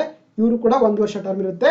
ಸೊ ಹಾಗಾಗಿ ಇಲ್ಲಿ ಕೂಡ ಅಧ್ಯಕ್ಷರನ್ನ ರಾಜ್ಯಪಾಲರು ಅಂದ್ರೆ ಯಾರು ಸ್ಪೀಕರ್ ಅಪಾಯಿಂಟ್ ಮಾಡ್ತಾರೆ. ಜೊತೆಗೆ ಇವ್ರು ಏನ್ ಕೆಲಸ ಮಾಡಿ, ಈ ಒಂದು ಕಮಿಟಿ ಏನ್ ಕೆಲಸ ಮಾಡುತ್ತೆ ಅಂದ್ರೆ ಗೊತ್ತಿರಲಿ, ಇದು ನಮ್ಮ ದೇಶದಲ್ಲಿರುವಂತ ಪಬ್ಲಿಕ್ ಸೆಕ್ಟರ್ಗಳನ್ನ PSU ಅಂತ ಕರಿತೀವಿ. ಹೌದಾ, for example Hindustan aeronautical limited ಆಗಿರ್ಬೋದು, ಭಾರತ್ ಹೆವಿ ಎಲೆಕ್ಟ್ರಿಕಲ್ ಲಿಮಿಟೆಡ್ ಆಗಿರ್ಬೋದು, ಈ ಒಂದು ಸಂಸ್ಥೆಗಳಿದೆಯಲ್ಲ ಪಬ್ಲಿಕ್ ಸಂಸ್ಥೆಗಳನ್ನ, ಇದರ ಒಂದು ಖರ್ಚು ವೆಚ್ಚಗಳನ್ನ ಮಾಡುತ್ತೆ, ಇದು ಸ್ಟಡಿ ಮಾಡೋದಕ್ಕೆ ಕೆಲಸ ಮಾಡುತ್ತೆ. That is called the committee on the public undertaking ಅಂತ ಕರೀತಾರೆ. ಸೊ ಹಾಗಾಗಿ ಈ 3 ಸಂಸ್ಥೆಗಳು ಕೂಡ ನಿಮಗೆ ಎಕ್ಸಾಮ್ ಪಾಯಿಂಟ್ ಆಫ್ ತುಂಬಾ ಇಂಪಾರ್ಟೆಂಟ್, ಒಂದ್ ಕಡೆ ನೋಟ್ ಮಾಡ್ಕೊಂಡ್ರೆ ಬೆಟರ್ ಅಂತ. Okay, moving to the next topic. Next question. Yes, ಭಾರತ ಚುನಾವಣೆ ಆಯೋಗದ ಮುಖ್ಯ ಆಯುಕ್ತರನ್ನ ಯಾರು ನೇಮಕ ಮಾಡುತ್ತಾರೆ ಅಂತ ಕೇಳ್ತಾರೆ. ಹೌದಾ, who appoints the chief election commissioner of the election commission of India ಅಂತ ಕರೀತಾರೆ. ಓಕೆನಾ. ಸೊ ಹಾಗಾಗಿ ಇದು ತುಂಬಾ ಡೈರೆಕ್ಟ್ ಕ್ವೆಶ್ಚನ್ ಆಗಿದೆ, ಈಸಿ ಕ್ವೆಶ್ಚನ್ ಆಗಿದೆ. ಸೊ ಹಾಗಾಗಿ here option A is the right answer. ಅದು ಭಾರತ ರಾಷ್ಟ್ರಪತಿಗಳು ಏನ್ ಮಾಡ್ತಾರೆ, ನಮ್ಮ ದೇಶದ ಮುಖ್ಯ ಚುನಾವಣೆ ಆಯೋಗದ ಮುಖ್ಯ ಆಯುಕ್ತರನ್ನು ಕೂಡ ಅಪಾಯಿಂಟ್ ಮಾಡ್ತಾರೆ. ಸೊ ಹಾಗಾಗಿ option A is the right answer. Okay, ಒಂದು ರಫ್ ಆಗಿ ಏನಂದ್ರೆ ಗೊತ್ತಿರಲಿ ನಿಮಗೆ, ನಮ್ಮ ದೇಶದಲ್ಲಿ ಯಾವುದೇ ಸಂವಿಧಾನಿಕ ಸಂಸ್ಥೆಗಳ ಅಧ್ಯಕ್ಷರನ್ನ ಮೆಂಬರ್ ಯಾರು ಅಪಾಯಿಂಟ್ ಮಾಡ್ತಾರೆ, ಆಬ್ವಿಯಸ್ಲಿ ಅದು ನಮ್ಮ ದೇಶದ ರಾಷ್ಟ್ರಪತಿ ಮಾಡ್ತಾರೆ. For example comptroller auditor general of India appoint ಮಾಡೋದು ರಾಷ್ಟ್ರಪತಿ ಅವರೇ. ಫಿನಾನ್ಸ್ ಕಮಿಷನ್ ಹಣಕಾಸು ಅಧ್ಯಕ್ಷರನ್ನ ಸದಸ್ಯರ ಅಪಾಯಿಂಟ್ ಮಾಡೋದು ಕೂಡ ಪ್ರೆಸಿಡೆಂಟ್ ಆಫ್ ಇಂಡಿಯಾನೇ. ಅದೇ ರೀತಿ UPSC ಚೇರ್ಮನ್ ಕೂಡ ಅಪಾಯಿಂಟ್ ಮಾಡೋದು ಯಾರು ಕೂಡ ಅಂದ್ರೆ ಅಗೇನ್ ಆಗಿರ್ತಾರೆ. ಸೊ ಹಾಗಾಗಿ ನಮ್ಮ ದೇಶದಲ್ಲಿ ಯಾವುದೇ ಸಂವಿಧಾನಿಕ ಹುದ್ದೆಗಳ ಮುಖ್ಯಸ್ಥರನ್ನ ಸದಸ್ಯರನ್ನ ಅಪಾಯಿಂಟ್ ಮಾಡುತ್ತದೆ ನಮ್ಮ ದೇಶದ ರಾಷ್ಟ್ರಪತಿ ಆಗಿರ್ತಾರೆ. ಸೊ ಹಾಗಾಗಿ option A is the right answer. ಇನ್ನು ಎಲೆಕ್ಷನ್ ಕಮಿಷನ್ ಆಫ್ ಇಂಡಿಯಾ ಇದೆಯಲ್ಲ, ಇದು ನಮ್ಮ ದೇಶದ ಬಹಳ ಪ್ರಮುಖವಾಗಿರುವಂತಹ ಒಂದು ಸಂವಿಧಾನಿಕ ಸಂಸ್ಥೆಯಾಗಿದೆ. ಇದನ್ನು ನಮ್ಮ ಸಂವಿಧಾನದಲ್ಲಿ ಆರ್ಟಿಕಲ್ 324 ಅಲ್ಲಿ ಮೆನ್ಷನ್ ಮಾಡ್ತಾರೆ. ಓಕೆ, ಸ್ಥಾಪನೆ ಆಗಿದೆ ಯಾವಾಗಪ್ಪ ಅಂತಂದ್ರೆ, ಇದು ಸ್ಥಾಪನೆ ಆಗಿದ್ದು 25ನೇ ಜನವರಿ 1950ಕ್ಕೆ ಸ್ಥಾಪನೆ ಆಗಿದೆ. ಸೊ ಆ ಕಾರಣಕ್ಕೆ ಏನ್ ಮಾಡ್ತೀವಿ ನಾವು ಪ್ರತಿ ವರ್ಷ ಜನವರಿ 25 ನ್ಯಾಷನಲ್ ವೋಟರ್ಸ್ ಡೇ ಅಥವಾ ರಾಷ್ಟ್ರೀಯ ಮತದಾರ ದಿನವನ್ನಾಗಿ ಕೂಡ ಆಚರಿಸ್ತೀವಿ. ಯಾವಾಗ, ಪ್ರತಿ ವರ್ಷ ಜನವರಿ 25ಕ್ಕೆ. ಓಕೆನಾ. ಪ್ರೆಸೆಂಟ್ ಆಗಿದ್ರಲ್ಲಿ 3 ಜನ ಇರ್ತಾರೆ. ಒಬ್ರು ಚೀಫ್ ಎಲೆಕ್ಷನ್ ಕಮಿಷನರ್ ಇದ್ದಾರೆ, 2 ಎಲೆಕ್ಷನ್ ಕಮಿಷನರ್ ಇದ್ದಾರೆ. ಯಾರು ಅಪಾಯಿಂಟ್ ಮಾಡ್ತಾರೆ, ಪ್ರೆಸಿಡೆಂಟ್ ಆಫ್ ಇಂಡಿಯಾ ಇದನ್ನ ಅಪಾಯಿಂಟ್ ಮಾಡ್ತಾರೆ. ಓಕೆ, ಯಾರು ಅಪಾಯಿಂಟ್ ಮಾಡ್ತಾರೆ, ಪ್ರೆಸಿಡೆಂಟ್ ಆಫ್ ಇಂಡಿಯಾ ಅವರನ್ನ ಅಪಾಯಿಂಟ್ ಮಾಡ್ತಾರೆ. ಜೊತೆಗೆ ಇವರು ಟರ್ಮ್ ಎಷ್ಟು ಇರೋದಪ್ಪ ಅಂದ್ರೆ ಗೊತ್ತಿರಬೇಕು, 6 ವರ್ಷ. ಇವರ ಅಧಿಕಾರಾವಧಿ ಎಷ್ಟಿರುತ್ತೆ, 6 ವರ್ಷ. ಇಲ್ಲಾಂದ್ರೆ 65 ವರ್ಷಗಳ ವಯಸ್ಸು. ಯಾವ್ದು ಬೇಕಾಗುತ್ತೆ ಅದ್ರ ಪ್ರಕಾರ ಮನೆಗೆ ಹೋಗ್ಬೇಕು. 6 ವರ್ಷ ಬೇಕಾದ್ರೆ ಮನೆಗೆ ಹೋಗ್ಬೇಕು, ಇಲ್ಲಾಂದ್ರೆ 65 ವರ್ಷ ಆದ್ರೆ ಅವ್ರ ಮನೆಗೆ ಹೋಗ್ಬೇಕಾಗುತ್ತೆ. ಓಕೆನಾ. ಜೊತೆಗೆ ಇವರನ್ನ ಕೂಡ ರಿಮೂವ್ ಮಾಡ್ತಾರೆ, ತೆಗೆದುಹಾಕ್ತಾರೆ. ಯಾವ ರೀತಿ ತೆಗೆದುಹಾಕ್ತಾರೆ, ಯಾವ ರೀತಿ ನಮ್ಮ ದೇಶದಲ್ಲಿ ಸುಪ್ರೀಂ ಕೋರ್ಟ್ ಜಡ್ಜ್ ಅನ್ನು ತೆಗೆದುಹಾಕ್ತಿವಿ ಅದೇ ರೀತಿ ಕೂಡ ಇವರನ್ನ ಕೂಡ ಸೊ ಈ ಒಂದು ಹುದ್ದೆಗಳಿಂದ ತೆಗೆದುಹಾಕ್ತಾರೆ. Okay, that is called the election commission of India ಅಂತ ಕರೀತಾರೆ. ಓಕೆ, ಇವ್ರು ಏನ್ ಮಾಡ್ತಾರೆ, ನಮ್ಮ ದೇಶದಲ್ಲಿ ಎಲೆಕ್ಷನ್ ಕಂಡಕ್ಟ್ ಮಾಡ್ತಾರೆ. ಯಾವ ಎಲೆಕ್ಷನ್, ಲೋಕಸಭೆ, ರಾಜ್ಯಸಭೆ, president of India, state legislative assembly, vice president ಎಲ್ಲ ಎಲೆಕ್ಷನ್ ಕಂಡಕ್ಟ್ ಮಾಡಿದಾರಪ್ಪ ಅಂತಂದ್ರೆ ಅದು ಎಲೆಕ್ಷನ್ ಕಮಿಷನ್ ಆಫ್ ಇಂಡಿಯಾ ಆಗಿದೆ. Right. Moving to the next question. ರಾಷ್ಟ್ರೀಯ ತುರ್ತು ಪರಿಸ್ಥಿತಿಯ ಘೋಷಣೆಯನ್ನ ಯಾವ ಸಂದರ್ಭದಲ್ಲಿ ಮಾಡಲಾಗುತ್ತೆ ಅಂತ ಕೇಳಿದ್ದಾರೆ. ಹೌದಾ? The proclamation of national emergencies made in case of ಅಂತ ಕೇಳ್ತಾರೆ. ಅಂದ್ರೆ ನಮ್ಮ ದೇಶದಲ್ಲಿ ರಾಷ್ಟ್ರೀಯ ತುರ್ತು ಪರಿಸ್ಥಿತಿಯನ್ನ ಯಾವ ಸಂದರ್ಭಗಳಲ್ಲಿ ಅಂತ ಕೇಳ್ತಾರೆ. ಆಪ್ಷನ್ ಯುದ್ಧ, ಸಶಸ್ತ್ರ ದಂಗೆ, ಬಾಹ್ಯ ಆಕ್ರಮಣ, ಇವುಗಳಲ್ಲಿ ಎಲ್ಲ ಒಂದು ಕೇಳಿದ್ದಾರೆ. ಸೌದಾ ನೋಡಿ, ನಮ್ಮ ದೇಶದ ನಮ್ಮ ಇಂಡಿಯನ್ ಕಾನ್ಸ್ಟಿಟ್ಯೂಷನ್ ಟಾಪಿಕ್ ಬರುತ್ತೆ, ಅದನ್ನ ನಾವು ಎಮರ್ಜೆನ್ಸಿ ಪ್ರಾವಿನ್ಸಸ್ ಅಥವಾ ತುರ್ತು ಪರಿಸ್ಥಿತಿಗಳನ್ನು ಕರೀತಾರೆ. ಹೌದಾ? ಸೊ ಹಾಗಾಗಿ ನಮ್ಮ ದೇಶದಲ್ಲಿ ಏನ್ ಮಾಡ್ತೀವಿ ನಾವು 3 ಪ್ರಕಾರಗಳಾಗಿ ಒಂದು ಎಮರ್ಜೆನ್ಸಿಯನ್ನ ಘೋಷಣೆ ಮಾಡ್ತೀವಿ. ಒಂದು ನ್ಯಾಷನಲ್ ಎಮರ್ಜೆನ್ಸಿ, ಪ್ರೆಸಿಡೆಂಟ್ ರೂಲ್, ಇನ್ನೊಂದು ಫಿನಾನ್ಷಿಯಲ್ ಎಮರ್ಜೆನ್ಸಿ ಅಂತ ಕರೀತಾರೆ. ಅಂಡರ್ ಆರ್ಟಿಕಲ್ 352, ಆರ್ಟಿಕಲ್ 356, ಆರ್ಟಿಕಲ್ 360 ಪ್ರಕಾರ. ಓಕೆನಾ? ಸೊ ಹಾಗಾಗಿ ಗೊತ್ತಿರಲಿ, ನಮ್ಮ ದೇಶದಲ್ಲಿ ಮಾಡ್ತಾರೆ ರಾಷ್ಟ್ರಪತಿಯವರು 352ನೇ ವಿಧಿ ಪ್ರಕಾರ ನಮ್ಮ ದೇಶದಲ್ಲಿ ಯಾವಾಗಾದ್ರೂ ಯುದ್ಧ ಸಂದರ್ಭದಲ್ಲಿ, ಸಶಸ್ತ್ರ ದಂಗೆ ಸಂದರ್ಭದಲ್ಲಿ, ಬಾಹ್ಯ ಆಕ್ರಮಣದಲ್ಲಿ ಮಾಡ್ತಾರೆ ಅಂದ್ರೆ ಈ 3 ಪ್ರಕಾರಗಳು ಏನ್ ಮಾಡ್ತಾರೆ ಅಂದ್ರೆ ರಾಷ್ಟ್ರಪತಿಯವರು ರಾಷ್ಟ್ರೀಯ ತುರ್ತು ಪರಿಸ್ಥಿತಿಯನ್ನ ಘೋಷಣೆ ಮಾಡಬಹುದು. ಸೊ ಹಾಗಾಗಿ option D is the right answer. Okay, option D is the right answer ಆಗಿದೆ. ನೋಡಿ, ನಮ್ಮ ದೇಶದಲ್ಲಿ ಏನ್ ಮಾಡೋ ಸಂವಿಧಾನದಲ್ಲಿ 3 ಪ್ರಕಾರವಾದಂತ ತುರ್ತು ಪರಿಸ್ಥಿತಿಗಳನ್ನ ಇಲ್ಲಿ ಮೆನ್ಷನ್ ಮಾಡಲಾಗಿದೆ. ಒಂದು ಆರ್ಟಿಕಲ್ 352 ಪ್ರಕಾರ ನ್ಯಾಷನಲ್ ಎಮರ್ಜೆನ್ಸಿ ಅಥವಾ ಇದನ್ನು ನಾವು ರಾಷ್ಟ್ರೀಯ ತುರ್ತು ಪರಿಸ್ಥಿತಿ ಅಂತ ಕರೀತಾರೆ. ಓಕೆನಾ? ಸೊ ಹಾಗಾಗಿ ಇಲ್ಲಿ ಯಾವ್ದಂದ್ರೆ ಯುದ್ಧ ಸಂದರ್ಭದಲ್ಲಿ ವಾರ್, ಎಕ್ಸ್ಲಗ್ರೇಷನ್, RW ಅಂತ ಕರೀತಾರೆ. ಓಕೆ, ಈ ಪದ ಬಳಕೆ ಮಾಡಿದ್ರ RMW ಅಂತ. ಇದು ಒರಿಜಿನಲ್ ಕಾನ್ಸ್ಟಿಟ್ಯೂಷನ್ ಇತ್ತು, ಇಂಟರ್ನಲ್ ಡಿಸ್ಟರ್ಬೆನ್ಸ್ ಅಂತಿತ್ತು. ಇದೇನ್ ಮಾಡ್ತಾರೆ, 44ನೇ ಸಂವಿಧಾನ ತಿದ್ದುಪಡಿ ಕಾಯ್ದೆ 1978 ಏನ್ ಮಾಡ್ತಾರೆ, ಇದನ್ನ ಈ ಒಂದು ಪದವನ್ನ ತೆಗೆದುಹಾಕಿ ಅಲ್ಲಿ ಸಶಸ್ತ್ರ ದಂಗೆ, ಇದನ್ನ ಕನ್ನಡದಲ್ಲಿ ಕರಿತೀವಿ ನಾವು ಆಂತರಿಕ ದಂಗೆ ಅಂತ ಮೊದಲು ಏನ್ ಮಾಡಿದ್ದಾರೆ ತೆಗೆದುಹಾಕಿ ಈಗ ಸಶಸ್ತ್ರ ದಂಗೆ ಅಂತ ಪದವನ್ನ ಸೇರ್ಪಡೆ ಮಾಡಿದ್ದಾರೆ. ಸೊ ಗೊತ್ತಿರಲಿ, ಅದು ಯಾವಾಗ 44ನೇ ಸಂವಿಧಾನ ತಿದ್ದುಪಡಿ ಕಾಯ್ದೆ 1978ರಲ್ಲಿ. ಓಕೆನಾ?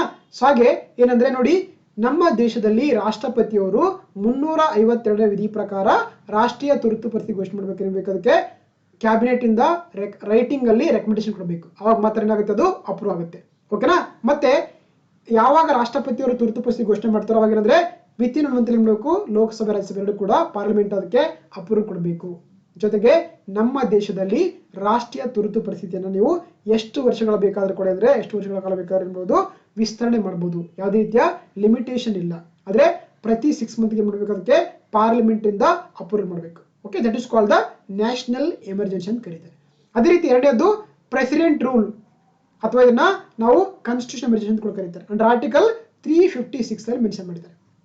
ಓಕೆನಾ? ಏನಂದ್ರೆ ನೋಡಿ, ಇದು ಯಾವಾಗ ಒಂದು ರಾಜ್ಯ ಸರ್ಕಾರವು ಸಂವಿಧಾನ ಬದ್ಧವಾಗಿ ಅಥವಾ ಸಂವಿಧಾನ ವಿರುದ್ಧವಾಗಿ ಕೆಲಸ ಮಾಡ್ತಿರುತ್ತೋ ಅವಾಗ ಏನಂದ್ರೆ ರಾಷ್ಟ್ರಪತಿ ಏನ್ ಮಾಡ್ಬೋದು, ಆ ಒಂದು ರಾಜ್ಯದಲ್ಲಿ ರಾಷ್ಟ್ರಪತಿ ಆಳ್ವಿಕೆಯನ್ನ 356ನೇ ವಿಧಿಯಲ್ಲಿ ಜಾರಿ ತರಬಹುದು. ಓಕೆನಾ? ಸೊ ಹಾಗೇನಂದ್ರೆ ಇದಕ್ಕೆ ವಿತಿನ್ 2 ಮಂತ್ ಅಲ್ಲಿ ನೋಡ್ಬೇಕು, 2 ಮಂತ್ಸ್ ಅಲ್ಲಿ ಪಾರ್ಲಿಮೆಂಟ್ ಅಪ್ರೂವ್ ಕೊಡಬೇಕು. ಜೊತೆಗೆ ನಮ್ಮ ದೇಶದಲ್ಲಿ ಒಂದು ರಾಜ್ಯದಲ್ಲಿ ರಾಷ್ಟ್ರೀಯ ತುರ್ತು ಪರಿಸ್ಥಿತಿಯನ್ನ ಮ್ಯಾಕ್ಸಿಮಮ್ ಆಗಿ ಎಷ್ಟು 3 ವರ್ಷ ಮಾತ್ರನೇ ಅದನ್ನ ಎಕ್ಸ್ಟೆನ್ಷನ್ ಮಾಡಬಹುದು, ಅದಕ್ಕಿಂತ ಜಾಸ್ತಿ ಮಾಡ್ಕೊಳ್ಳೋಕೆ ಅಧಿಕಾರ ಇಲ್ಲ. Okay, that is called the president rule ಅಂತ ಕರೀತಾರೆ. ಮೂರನೇದು ಫಿನಾನ್ಷಿಯಲ್ ಎಮರ್ಜೆನ್ಸಿ ಅಥವಾ ಹಣಕಾಸು ತುರ್ತು ಪರಿಸ್ಥಿತಿ ಅಂತ ಕರೀತಾರೆ. ಅಂಡರ್ ಆರ್ಟಿಕಲ್ 360 ಅಲ್ಲಿ ನೋಡಿ, ನಮ್ಮ ದೇಶದ ಹಣಕಾಸು ಪರಿಸ್ಥಿತಿ ಏನಾದ್ರೂ ಕೂಡ ಧಕ್ಕೆ ಬಂದಾಗ, ಬಿಕ್ಕಟ್ಟುಂಟಾಗ ಏನ್ ಮಾಡ್ತಾರೆ ರಾಷ್ಟ್ರಪತಿಯವರು ನಮ್ಮ ದೇಶದಲ್ಲಿ ರಾಷ್ಟ್ರೀಯ ಹಣಕಾಸು ತುರ್ತು ಪರಿಸ್ಥಿತಿಯನ್ನ ಘೋಷಣೆ ಮಾಡ್ತಾರೆ. ಓಕೆನಾ? ಇದು ಕೂಡ ಅಂದ್ರೆ ವಿತಿನ್ 2 ಮಂತ್ ಏನ್ ಮಾಡಬೇಕು, ಪಾರ್ಲಿಮೆಂಟ್ ಅಪ್ರೂವ್ ಕೊಡಬೇಕು. ಸೊ ಇದನ್ನು ಕೂಡ ಎಷ್ಟು ವರ್ಷಗಳು ಬೇಕಾದ್ರೂ ಕೂಡ ಏನ್ ಮಾಡ್ಬೋದು, ನೀವು ಎಕ್ಸ್ಟೆನ್ಷನ್ ಮಾಡಬಹುದು. ಓಕೆನಾ? ಸೊ ಹಾಗಾಗಿ ಈ ಫಸ್ಟ್ ಒನ್ ಇದೆಯಲ್ಲ ನ್ಯಾಷನಲ್ ಎಮರ್ಜೆನ್ಸಿ, ಇದನ್ನು ನಮ್ಮ ದೇಶದಲ್ಲಿ 3 ಸಲ ಘೋಷಣೆ ಮಾಡಿದ್ದಾರೆ. ಒಂದು 1962, 71, 75ರಲ್ಲಿ. ಓಕೆ, ಇನ್ನು ಈ ರಾಷ್ಟ್ರೀಯ ತುರ್ತು ಪರಿಸ್ಥಿತಿ ನಮ್ಮ ದೇಶದಲ್ಲಿ 100ಕ್ಕಿಂತ ಹೆಚ್ಚು ಬಾರಿ ಕೂಡ ಏನ್ ಮಾಡಿದ್ದಾರೆ ನಮ್ಮ ದೇಶದಲ್ಲಿ ಇಲ್ಲಿವರೆಗೆ ಈ ಒಂದು ರಾಷ್ಟ್ರೀಯ ತುರ್ತು ಪರಿಸ್ಥಿತಿ ರಾಷ್ಟ್ರಪತಿ ಆಳ್ವಿಕೆಯನ್ನ ಕೊಡಿಸಿದ್ದಾರೆ. ಅದೇ ರೀತಿ ನಮ್ಮ ದೇಶದಲ್ಲಿ ಇಲ್ಲಿವರೆಗೆ ಕೂಡ ಯಾವುದೇ ಒಂದು ಟೈಮ್ ಕೂಡ ಏನಂದ್ರೆ ಈ ಹಣಕಾಸು ತುರ್ತು ಪರಿಸ್ಥಿತಿಯನ್ನ ಘೋಷಣೆ ಮಾಡಿಲ್ಲ.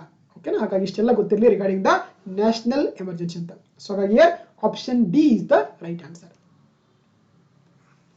Moving to the next question. Yes, ಅಂತಾರಾಜ್ಯ ಪರಿಷತ್ತಿನ ಸ್ಥಾಯಿ ಸಮಿತಿ ಅಧ್ಯಕ್ಷರು ಯಾರಂತ ಕೇಳ್ತಾರೆ. ಹೌದಾ? Who is the chairman of the standing committee on the inter state council ಅಂತ ಕರೀತಾರೆ. ನೋಡಿ, ಒಂದು ನಮ್ಮ ದೇಶದಲ್ಲಿ ಅಂದ್ರೆ ಸಂವಿಧಾನದಲ್ಲಿ ಪ್ರಮುಖ 2 ಸಂಸ್ಥೆಗಳು ಬರ್ತವೆ. ಒಂದು ಇಂಟರ್ ಸ್ಟೇಟ್ ಕೌನ್ಸಿಲ್ ಅಂತ ಕರೀತಾರೆ. ಹೌದಾ? ಇದನ್ನ ನಮ್ಮ ಸಂವಿಧಾನದ ಆರ್ಟಿಕಲ್ 263 ಅಲ್ಲಿ ಮೆನ್ಷನ್ ಮಾಡಿದ್ದಾರೆ. ಸೊ ಇದರ ಅಧ್ಯಕ್ಷರು ಯಾರಾಗಿರ್ತಾರೆ ಅಂತಂದ್ರೆ ಆಬ್ವಿಯಸ್ಲಿ ನಮ್ಮ ದೇಶದ ಪ್ರಧಾನಮಂತ್ರಿಗಳು ಈ ಒಂದು ಸಮಿತಿಯ ಅಧ್ಯಕ್ಷರಾಗಿ ಕೆಲಸ ಮಾಡ್ತಾರೆ. ಸೊ ಹಾಗಾಗಿ option A is the right answer. So ಹಾಗಾದ್ರೆ ಏನಂತ ನೋಡ್ತಾ ಹೋಗೋಣ. ನೋಡಿ, ಒಂದು ಕಮಿಟಿ ಬರುತ್ತೆ, ಎಕ್ಸಾಮ್ ಬಹಳ ಎಕ್ಸಾಮ್ ಕ್ವಶನ್ ಕೇಳಿದ್ದಾರೆ. ಅದನ್ನ ನಾವು ಸರ್ಕಾರಿಯ ಕಮಿಷನ್ ಅಂತ ಕರೀತಾರೆ. ಓಕೆ, ಇದನ್ನ 1983 ಕೇಂದ್ರ ಸರ್ಕಾರ ರಚನೆ ಮಾಡುತ್ತೆ. ಇವರು ಸುಪ್ರೀಂ ಕೋರ್ಟ್ ಜಡ್ಜ್ ಆಗಿರ್ತಾರೆ, RS ಸರ್ಕಾರಿ ಅಂತ. ಓಕೆ, ಗೊತ್ತಿರಲಿ, ಎಕ್ಸಾಮ್ ಅಲ್ಲಿ ಕೇಳಿದ್ರೆ ನಿಮ್ಗೆ ಗೊತ್ತಿರಬೇಕಾಗುತ್ತೆ. ಈ ಸರ್ಕಾರಿಯ ಕಮಿಷನ್ ಇದೆಯಲ್ಲ, ಇದು ಕೇಂದ್ರ ರಾಜ್ಯಗಳ ಸಂಬಂಧಗಳಿಗೆ ಸಂಬಂಧಪಟ್ಟಂತ ಒಂದು ಸಮಿತಿಯಾಗಿದೆ. ಇವ್ರು ಏನ್ ಮಾಡ್ತಾರೆ ಅಂದ್ರೆ, ನಮ್ಮ ದೇಶಕ್ಕೆ ಏನಾಗ್ತದೆ, ಸಾಕಷ್ಟು ಈ ಕೇಂದ್ರ ಮತ್ತು ರಾಜ್ಯಗಳ ಮಧ್ಯೆ ಸಾಕಷ್ಟು ಡಿಸ್ಪ್ಯೂಟ್ ಬಿಕ್ಕಟ್ಟುಂಟಾಗ್ತದೆ. ಅದಕ್ಕೆ ಅದನ್ನ ಸಾಲ್ವ್ ಮಾಡ್ಕೊಳ್ಳೋಕೆ ಅಂದ್ರೆ ಒಂದು ಕಮಿಟಿ ಮಾಡ್ರಿ ಅಂತ ಹೇಳ್ತಾರೆ, ಒಂದು ಸಮಿತಿ ಮಾಡಿ ಅಂತ ಹೇಳ್ತಾರೆ. ಅವಾಗ್ಲೂ ಏನಾಗುತ್ತೆ ಅಂದ್ರೆ ನಮ್ಮ ಸಂವಿಧಾನದಲ್ಲಿ ಆರ್ಟಿಕಲ್ 260 ಅಡಿಯಲ್ಲಿ ಒಂದು ಸಮಿತಿಯನ್ನ ರಚನೆ ಮಾಡ್ತಾರೆ. ಅದನ್ನ ನಾವು ಇಂಟರ್ ಸ್ಟೇಟ್ ಕೌನ್ಸಿಲ್ ಅಥವಾ ಕನ್ನಡದಲ್ಲಿ ಅಂತರ್ ರಾಜ್ಯ ಮಂಡಳಿ ಅಂತ ಕರೀತಾರೆ. ಓಕೆನಾ, ಇದರ ಅಧ್ಯಕ್ಷರಾಗಿರ್ತಾರೆ ಅಂದ್ರೆ ಅದು ನಮ್ಮ ದೇಶದ ಪ್ರಧಾನಮಂತ್ರಿಗಳು is the chairman of this inter state council ಆಗಿರ್ತಾರೆ. ಜೊತೆಗೆ ಎಲ್ಲ ರಾಜ್ಯದ ಮುಖ್ಯಮಂತ್ರಿಗಳು ಈ ಒಂದು ಸಮಿತಿಯ ಸದಸ್ಯರಾಗಿ ಕಾರ್ಯವನ್ನ ನಿರ್ವಹಿಸ್ತಾರೆ. ಸೊ ಅದು ಕೂಡ ಗೊತ್ತಿರಬೇಕು. That is called the inter state council ಅಂತ ಕರೀತಾರೆ. ಓಕೆ, ಸೊ ಅದೇ ರೀತಿ ಈ ಸರ್ಕಾರಿಯ ಕಮಿಷನ್ ಇದೆಯಲ್ಲ, ಇದು ಸೆಂಟರ್ ಸ್ಟೇಟ್ ರಿಲೇಷನ್ ಸಂಬಂಧಪಟ್ಟಂತ ಬಹಳ ಪ್ರಮುಖವಾಗಿರುವಂತಹ ಸಮಿತಿಯಾಗಿದೆ. ಸೊ ಹಾಗಾಗಿ here option A is the right answer. Moving to the ಅದ್ರ ಜೊತೆಗೆ ಇನ್ನೊಂದು ಬರುತ್ತೆ, ನಿಮ್ಗೆ ಗೊತ್ತಿರಬೇಕು, ಇನ್ನೊಂದು ಕನ್ಫ್ಯೂಸ್ ಆಗ್ಬಿಡಿ ನಿಮ್ಗೆ. ಹೌದಾ, ಇನ್ನೊಂದು ಬರುತ್ತೆ ಜೋನಲ್ ಕೌನ್ಸಿಲ್ ಅಂತ ಕರೀತಾರೆ. ಹೌದಾ, ಕನ್ನಡದಲ್ಲಿ ವಲಯ ಮಂಡಳಿಗಳು ಅಂತ ಕರೀತಾರೆ. ಇವುಗಳು ಆಕ್ಚುಲಿ ಸಂವಿಧಾನಬದ್ಧ ಸಂಸ್ಥೆ ಅಲ್ಲ. Zonal councils are not a constitutional bodies. Okay, ಇವುಗಳು ಏನಂದ್ರೆ ಬರೀ ಸ್ಟ್ಯಾಟರಿ ಬಾಡಿ ಆಗಿದೆ. Under the state reorganisation act ಅಲ್ಲಿ ಮಾಡ್ತಾರೆ. ಹೌದಾ, ರಾಜ್ಯಗಳ ಪುನರ್ ವಿಂಗಡಣಾ ಕಾಯ್ದೆ 1956 ಅಡಿಯಲ್ಲಿ ಈ ಜೋನಲ್ ಕೌನ್ಸಿಲ್ಗಳನ್ನ ಸ್ಥಾಪನೆ ಮಾಡ್ತಾರೆ. ಪ್ರೆಸೆಂಟ್ ಆಗಿ ನಮ್ಮ ದೇಶದಲ್ಲಿ 6 ಜೋನಲ್ ಕೌನ್ಸಿಲ್ ಇದೆ. ಒಂದು ನಾರ್ಥರ್ನ್ ಜೋನಲ್ ಕೌನ್ಸಿಲ್ ಅಂತಿದೆ, ಎರಡನೇದು ಸೆಂಟ್ರಲ್ ಜೋನಲ್ ಕೌನ್ಸಿಲ್, ಮೂರನೇದು ಈಸ್ಟರ್ನ್ ಜೋನಲ್ ಕೌನ್ಸಿಲ್, ನಾಲ್ಕನೇದು ವೆಸ್ಟರ್ನ್, ಐದನೇದು ಸೌತರ್ನ್ ಇದೆ, ಆರನೇದು ನಾರ್ತ್ ಈಸ್ಟ್ ಜೋನಲ್ ಕೌನ್ಸಿಲ್ ಅಂತಿದೆ. ಓಕೆನಾ, ಹಾಗಾಗಿ ನಮ್ಮ ಕರ್ನಾಟಕ ಇದೆಯಲ್ಲ, ಅದು ಬರುವಂತದ್ದು ಸದರ್ನ್ ಜೋನಲ್ ಕೌನ್ಸಿಲ್ ಆಗಿದೆ. ಹೌದಾ, ಕರ್ನಾಟಕ ಬರುತ್ತೆ, ಆಂಧ್ರ ಪ್ರದೇಶ್, ತೆಲಂಗಾಣ, ತಮಿಳುನಾಡು, ಕೇರಳ, ಪುದುಚೇರಿ ಇದೆಯಲ್ಲ, ಇವೆಲ್ಲ ಕೂಡ ಸೊ ಸದರ್ನ್ ಜೋನಲ್ ಕೌನ್ಸಿಲ್ ಬರುವಂತದ್ದು. ಓಕೆ, ಜೊತೆಗೆ ಗೊತ್ತಿರಲಿ, ಇದಕ್ಕೆ ಯಾರು ಅಧ್ಯಕ್ಷರಾಗಿರ್ತಾರೆ ಅಂತ ಕ್ವಶನ್ ಕೇಳಿದ್ದಾರೆ. ಅದು ನಮ್ಮ ದೇಶದ ಗೃಹ ಸಚಿವರಾಗಿರ್ತಾರೆ. ಸೊ ಹಾಗಾಗಿ ಈ ಜೋನಲ್ ಕೌನ್ಸಿಲ್ ಅಧ್ಯಕ್ಷರಾಗಿರೋದಾರಪ್ಪ ಅಂತಂದ್ರೆ ಅದು ನಮ್ಮ ಕೇಂದ್ರ ಗೃಹ ಸಚಿವರಾಗಿರೋದಕ್ಕೆ ಅಧ್ಯಕ್ಷರಾಗಿರ್ತಾರೆ. ಜೊತೆಗೆ ಎಲ್ಲ ರಾಜ್ಯದ ಮುಖ್ಯಮಂತ್ರಿಗಳು ಇದಕ್ಕೆ ಒಂದು ಏನಾಗಿರ್ತಾರೆ, ಸದಸ್ಯರಾಗಿ ಕೆಲಸವನ್ನ ಮಾಡ್ತಾರೆ. ಸೊ ಅದು ಕೂಡ ಗೊತ್ತಿರಬೇಕು ನಿಮಗೆ. ಹೌದಾ, zonal councils are not a constitution body, they are the statutory body ಆಗಿರ್ತಾರೆ. ಇದರ ಅಧ್ಯಕ್ಷರಾಗಿರ್ತಾರೆ ಹೋಮ್ ಮಿನಿಸ್ಟರು. ಅದೇ ರೀತಿ ಇಂಟರ್ ಸ್ಟೇಟ್ ಕೌನ್ಸಿಲ್ಗೆ ಅಧ್ಯಕ್ಷರಾಗಿರ್ತಾರೆ, ಸೊ ಅದು ಪ್ರೈಮ್ ಮಿನಿಸ್ಟರ್ ಆಫ್ ಇಂಡಿಯಾ ಆಗಿರ್ತಾರೆ. ಡಿಫರೆನ್ಸ್ ಗೊತ್ತಿರ, right? Yeah, moving to the next question. ರಾಜ್ಯಪಾಲರಿಗೆ ಯಾರು ಪ್ರಮಾಣ ವಚನವನ್ನ ಬೋಧನೆ ಮಾಡ್ತಾರೆ ಅಂತ ಕೇಳ್ತಾರೆ. ಸೊ ಇದು ಕೂಡ ಡೈರೆಕ್ಟ್ ಕ್ವಶನ್ ಆಗಿದೆ. Who administer the oath of office to the governor ಅಂತ ಕೇಳ್ತಾರೆ. ಸೊ ಹಾಗಾಗಿ ಅದು ನಮ್ಮ ರಾಜ್ಯ ಹೈಕೋರ್ಟ್ನ ಮುಖ್ಯ ನ್ಯಾಯಮೂರ್ತಿಗಳು ಅಥವಾ chief justice of the high court ಏನ್ ಮಾಡ್ತಾರೆ ಅಂದ್ರೆ, ಸೊ ರಾಜ್ಯಪಾಲರಿಗೆ ಪ್ರಮಾಣ ವಚನವನ್ನ ಬೋಧನೆ ಮಾಡ್ತಾರೆ. ಸೊ ಹಾಗಾಗಿ option B is the right answer. Okay, option so B is the right answer ಆಗಿದೆ.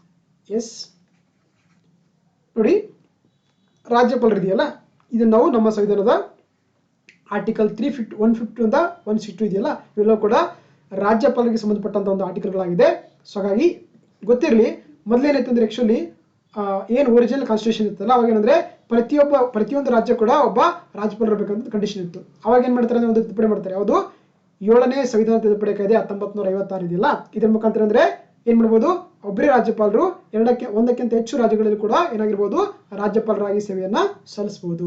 ಸೊ ಹಾಗಾಗಿ ಇವ್ರನ್ನ ಅಪಾಯಿಂಟ್ ಯಾರು ಮಾಡ್ತಾರೆ ಅಂದ್ರೆ ಅದು ಪ್ರೆಸಿಡೆಂಟ್ ಆಫ್ ಇಂಡಿಯಾ ಮಾಡ್ತಾರೆ. ನೋಡಿ, ರಾಜ್ಯಪಾಲರನ್ನ ನೇಮಕ ಮಾಡೋದು ಯಾರಪ್ಪ ಅಂತಂದ್ರೆ ಅದು ರಾಷ್ಟ್ರಪತಿಗಳಾಗಿರ್ತಾರೆ. ಅವ್ರನ್ನ ಓತ್ ಯಾರು ಕೊಡ್ತಾರೆ ಅಂದ್ರೆ ಅದು ಚೀಫ್ ಜಸ್ಟಿಸ್ ಆಫ್ ಹೈಕೋರ್ಟ್ ಆಗಿರ್ತಾರೆ. ಮತ್ತೆ ಇವರಿಗೆ ಯಾವುದೇ ಅಧಿಕಾರ ಅವಧಿಯನ್ನು ಕೂಡ ಫಿಕ್ಸ್ ಮಾಡಿರಂಗಿಲ್ಲ ಕಾನ್ಸ್ಟಿಟ್ಯೂಷನ್ ಅಲ್ಲಿ. ಓಕೆನಾ, ಸೊ ಹಾಗಾಗಿ ಗೊತ್ತಿರಲಿ.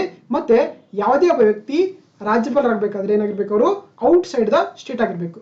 ಅಂದ್ರೆ ಅದೇ ರಾಜ್ಯದ ವ್ಯಕ್ತಿ ಆ ರಾಜ್ಯಕ್ಕೆ ರಾಜ್ಯಪಾಲ ಆಗಲಿಕ್ಕೆ ಅವಕಾಶ ಇಲ್ಲ. ಓಕೆ, ಅದು ಕೂಡ ಗೊತ್ತಿಲ್ಲ ನಮಗೆ. ಸೊ ಹಾಗಾಗಿ that is called the governor of the state ಅಂತ ಕರೀತಾರೆ. ರೈಟ್? ಎಸ್. ನೆಕ್ಸ್ಟ್ ಕ್ವಶನ್ ನೋಡ್ತಾ ಹೋಗೋಣ.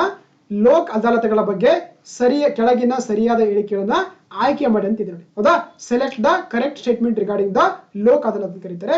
ಫಸ್ಟ್ ಮಂತ್ ನೋಡಿ, ಲೋಕ್ ಅದಾಲತ್ ಪ್ರಶಸ್ತಿಯನ್ನ ಸಿವಿಲ್ ನ್ಯಾಯಾಲಯದ ತೀರ್ಪು ಅಥವಾ ಯಾವುದೇ ಇತರ ನ್ಯಾಯಾಲಯದ ಆದೇಶವೆಂದು ಪರಿಗಣಿಸಲಾಗುತ್ತೆ ಅಂತ ಕೇಳ್ತಾರೆ. ಜೊತೆಗೆ ಎರಡನೇ ಸ್ಟೇಟ್ಮೆಂಟ್ ಇದೆ, ಲೋಕ್ ಅದಾಲತ್ ಪ್ರಶಸ್ತಿ ವಿರುದ್ಧ ಸಂಬಂಧಪಟ್ಟಂತ ಪಕ್ಷಗಳು ಮೇಲ್ಮನವಿ ಸಲ್ಲಿಸಬಹುದು ಅಂತಿದೆ ನೋಡಿ. ಹೌದಾ? ಸೊ ಹಾಗಾಗಿ ಇಲ್ಲಿ ಏನಾಗುತ್ತೆ ಅಂದ್ರೆ ಫಸ್ಟ್ ಸ್ಟೇಟ್ಮೆಂಟ್ ಸರಿಯಾಗಿದೆ, ಎರಡನೇ ಸ್ಟೇಟ್ಮೆಂಟ್ ತಪ್ಪಾಗಿದೆ. ಸೊ ಹಾಗಾಗಿ ಆಪ್ಷನ್ 1 ಮಾತ್ರನೇ ಸರಿಯಾಗುತ್ತೆ. Option A is the right answer ಆಗುತ್ತೆ. ನೋಡಿ, ಇತ್ತೀಚೆಗೆ ಈ ಲೋಕ್ ಅದಾಲತ್ಗಳು ತುಂಬಾ ನ್ಯೂಸ್ ಅಲ್ಲಿ ಇದೆ. ಯಾಕಂದ್ರೆ ನಮ್ಮ ಏನು ಸುಪ್ರೀಂ ಕೋರ್ಟ್, ಹೈಕೋರ್ಟ್, ಲೋವರ್ ಕೋರ್ಟ್ಗಳಿದೆಯಲ್ಲ, ಇವುಗಳು ಬರೀ ಪೆಂಡಿಂಗ್ ಕೇಸ್ಗಳಿಂದ ತುಂಬಿ ತುಳುಕ್ತಾ ಇದೆ. ಅದಕ್ಕೆ ಏನ್ ಮಾಡಿದ್ದಾರೆ ಆಕ್ಚುಲಿ ಇತ್ತೀಚೆಗೆ ಈ ಲೋಕ್ ಅದಾಲತ್ಗಳನ್ನ ಬಹಳಷ್ಟು ಪ್ರಮೋಟ್ ಮಾಡ್ತಿದ್ದಾರೆ. ಸೊ ಆ ಕಾರಣಕ್ಕಾಗಿ ಈ ಪ್ರಶ್ನೆ ಹಾಕೊಂಡಿದ್ದಾರೆ. ಹೌದಾ? ಸೊ ಹಾಗಾದ್ರೆ ಅದ್ರ ಬಗ್ಗೆ ನೋಡ್ತಾ ಹೋಗೋಣ ನೋಡಿ ಏನಂತ.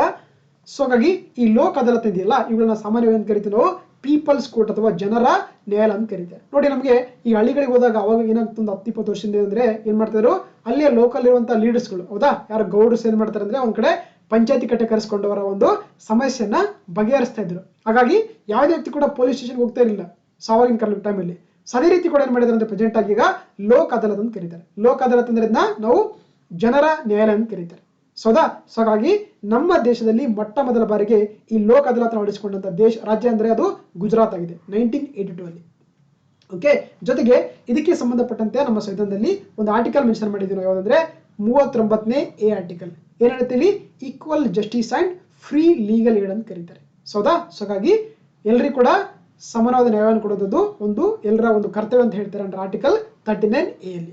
ಓಕೆ, ನೋಡಿ ಇನ್ನೇನಪ್ಪ ಅಂದ್ರೆ ಏನು ಲೋಕ್ ಅದಾಲತಲ್ಲಿ, ಹೌದಾ, ಈ ಲೋಕ್ ಅದಾಲತ್ ಏನುಗಳು ತೀರ್ಪುಗಳಾಗ್ತಾವಲ್ಲ, ಅವುಗಳನ್ನ ನಾವು ಸಾಮಾನ್ಯವಾಗಿ ಸಿವಿಲ್ ಕೋರ್ಟ್ ತೀರ್ಪು ಅಂತ ಪರಿಗಣಿಸ್ತಾರೆ. ಅಂದ್ರೆ ಅಷ್ಟು ಒಂಥರ ಪವರ್ಫುಲ್ ಆಗಿರುತ್ತೆ. ಜೊತೆಗೆ ಒಂದು ಸಲ ಏನಂದ್ರೆ ಯಾವುದೇ ಲೋಕ್ ಅದಾಲತ್ಗಳಲ್ಲಿ ನೀವು ಒಂದು ತೀರ್ಪು ಕೊಟ್ರೆ ಅದನ್ನು ನೀವು ಕಡ್ಡಾಯವಾಗಿ ಪಾಲಿಸಲೇಬೇಕು. ಜೊತೆಗೆ ಅದರ ವಿರುದ್ಧವಾಗಿ ಯಾವುದೇ ಕೋರ್ಟ್ ಅಲ್ಲಿ ಕೂಡ ನೀವು ಅಪೀಲ್ ಮಾಡ್ಕೊಳ್ಳೋಕೆ ಅವಕಾಶ ಇರಂಗಿಲ್ಲ. ಸೊ ಹಾಗಾಗಿ ದಟ್ ಈಸ್ ಅ ಬೈಂಡಿಂಗ್ ಆಗಿರುತ್ತೆ. ಅರ್ಥ ಆಯ್ತಾ? ಸೊ ಹಾಗಾಗಿ ಏನು ಹೇಳಿದೆ ನೋಡಿ ಇಲ್ಲಿ ಸೆಕೆಂಡ್ ಸ್ಟೇಟ್ಮೆಂಟ್, ಲೋಕ್ ಅದಾಲತ್ ಪ್ರಶಸ್ತಿ ವಿರುದ್ಧ ಸಂಬಂಧಪಟ್ಟಂತ ಪಕ್ಷಗಳು ಮೇಲ್ಮನೆಯನ್ನ ಸಲ್ಲಿಸಲಿಕ್ಕೆ ಅವಕಾಶ ಇಲ್ಲ. ದಟ್ ಈಸ್ ದ ಫೈನಲ್ ಆಗಿರುತ್ತೆ, ಮತ್ತೆ ಅದನ್ನ ನಾವು ಕಡ್ಡಾಯವಾಗಿ ಅದನ್ನ ಪಾಲಿಸಲೇಬೇಕು. ಸೊ ಹಾಗಾಗಿ ಸೆಕೆಂಡ್ ಸ್ಟೇಟ್ಮೆಂಟ್ ತಪ್ಪಾಗಿದೆ. ಓಕೆ, ಸೊ ಹಾಗಾಗಿ option A is the one ಮಾತ್ರನೇ ಅಥವಾ ಒನ್ ಓನ್ಲಿನ ರೈಟ್ ಆನ್ಸರ್ ಆಗಿದೆ. Okay, moving to the next question. Yes, ಭಾರತದ ಸ್ಥಳೀಯ ಸ್ವಯಂ ಸರ್ಕಾರದ ಪಿತಾಮಹಯನ್ನ ಯಾರೆಂದು ಕರೀತಾರೆ ಅಂತ ಕೇಳ್ತಾರೆ. Who is considered as the father of the local self government ಅಂತ ಕರೀತಾರೆ, ಗವರ್ಮೆಂಟ್ ಆಫ್ ಇಂಡಿಯಾ ಅಂತ ಕರೀತಾರೆ. ಇದು ಕೂಡ ತುಂಬಾ ಡೈರೆಕ್ಟ್ ಕ್ವಶನ್, ಬಹಳ ಎಕ್ಸಾಮ್ ಅಲ್ಲಿ ರಿಪೀಟ್ ಆಗಿರುವಂತ ಕ್ವಶನ್ ಇದು. ಹೌದಾ? ಆಪ್ಷನ್ ಲಾರ್ಡ್ ಕರ್ಜನ್ ಇದ್ದಾರೆ, Lord Ripon, Lord Dalhousie, Lord Mayo ಅಂತಿದ್ದಾರೆ. ಸೊ ಹಾಗಾಗಿ ಇಲ್ಲಿ option Lord Ripon is the right answer. ನೋಡಿ, ನಮ್ಮ ದೇಶದಲ್ಲಿ ಮೊಟ್ಟ ಮೊದಲ ಬಾರಿಗೆ ಬಹಳ ಸಿಸ್ಟಮೆಟಿಕ್ ಆಗಿರುವಂತಹ ಒಂದು ಈ ಸ್ಥಳೀಯ ಸರ್ಕಾರಗಳ ಸ್ಥಾಪನೆ ಮಾಡಿರುವಂತಹ ವ್ಯಕ್ತಿ ಯಾರಪ್ಪ ಅಂತಂದ್ರೆ ಅದು ಲಾರ್ಡ್ ರಿಫನ್ ಆಗ್ತಾರೆ. ಸೊ ಹಾಗಾಗಿ option B is the right answer ಆಗಿದೆ. ಓಕೆ, ಸೊ ಇಲ್ಲಿದೆಲ್ಲ ಇವರೇ ಲಾರ್ಡ್ ರಿಫನ್ ಅವರು. ಇವರು ನಮ್ಮ ದೇಶದಲ್ಲಿ ಬಹಳ ಸಿಸ್ಟಮೆಟಿಕ್ ಆಗಿ ಈ ಒಂದು ಸ್ಥಳೀಯ ಸರ್ಕಾರಗಳನ್ನ ಸ್ಥಾಪನೆ ಮಾಡ್ತಾರೆ. ಹೌದಾ? ನೋಡಿ, ನಮ್ಮ ದೇಶದಲ್ಲಿ ಅಂದ್ರೆ ಆಕ್ಚುಲಿ ಏನ್ ಮಾಡುತ್ತೆ, ಕಾನ್ಸ್ಟಿಟ್ಯೂಷನ್ ಆಫ್ ಇಂಡಿಯಾ 3 ತರಹದ ಸರ್ಕಾರಗಳನ್ನ ಕೊಡುತ್ತೆ.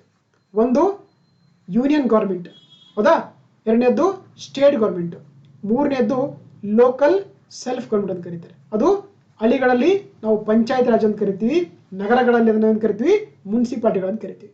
ಹೌದಾ? ಅಂದ್ರೆ ಕೇಂದ್ರ ಮಟ್ಟದಲ್ಲಿ ಕೇಂದ್ರ ಸರ್ಕಾರ, ರಾಜ್ಯ ಮಟ್ಟದಲ್ಲಿ ರಾಜ್ಯ ಸರ್ಕಾರ, ಹಾಗೆ ಸ್ಥಳೀಯ ಮಟ್ಟದಲ್ಲಿ ಸ್ಥಳೀಯ ಸರ್ಕಾರ, ಜೊತೆಗೆ ಗ್ರಾಮೀಣ ಮಟ್ಟದಲ್ಲಿ ಪಂಚಾಯತ್ ರಾಜ್ಗಳು, ನಗರ ಪ್ರದೇಶಗಳಲ್ಲಿ ಮುನ್ಸಿಪಾಲಿಟಿಗಳನ್ನು ಕರೀತಾರೆ.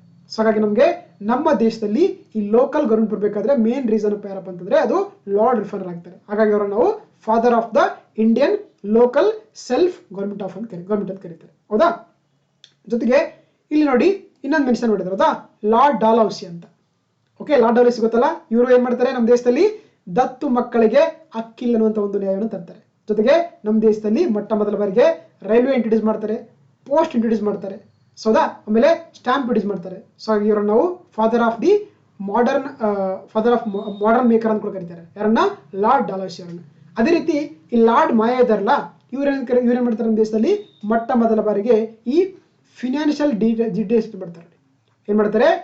ಫಿನಾನ್ಷಿಯಲ್ ಡಿಸೆಂಟ್ರಲೈಸೇಷನ್ ಮಾಡ್ತಾರೆ, ಅಂದ್ರೆ ಹಣಕಾಸಿನ ಕೇಂದ್ರೀಕರಣ ಮಾಡ್ತಾರೆ. ಸೊ ಹಾಗಾಗಿ ಅವರು ಲಾರ್ಡ್ ಮೇ ಆಗಿದ್ದಾರೆ.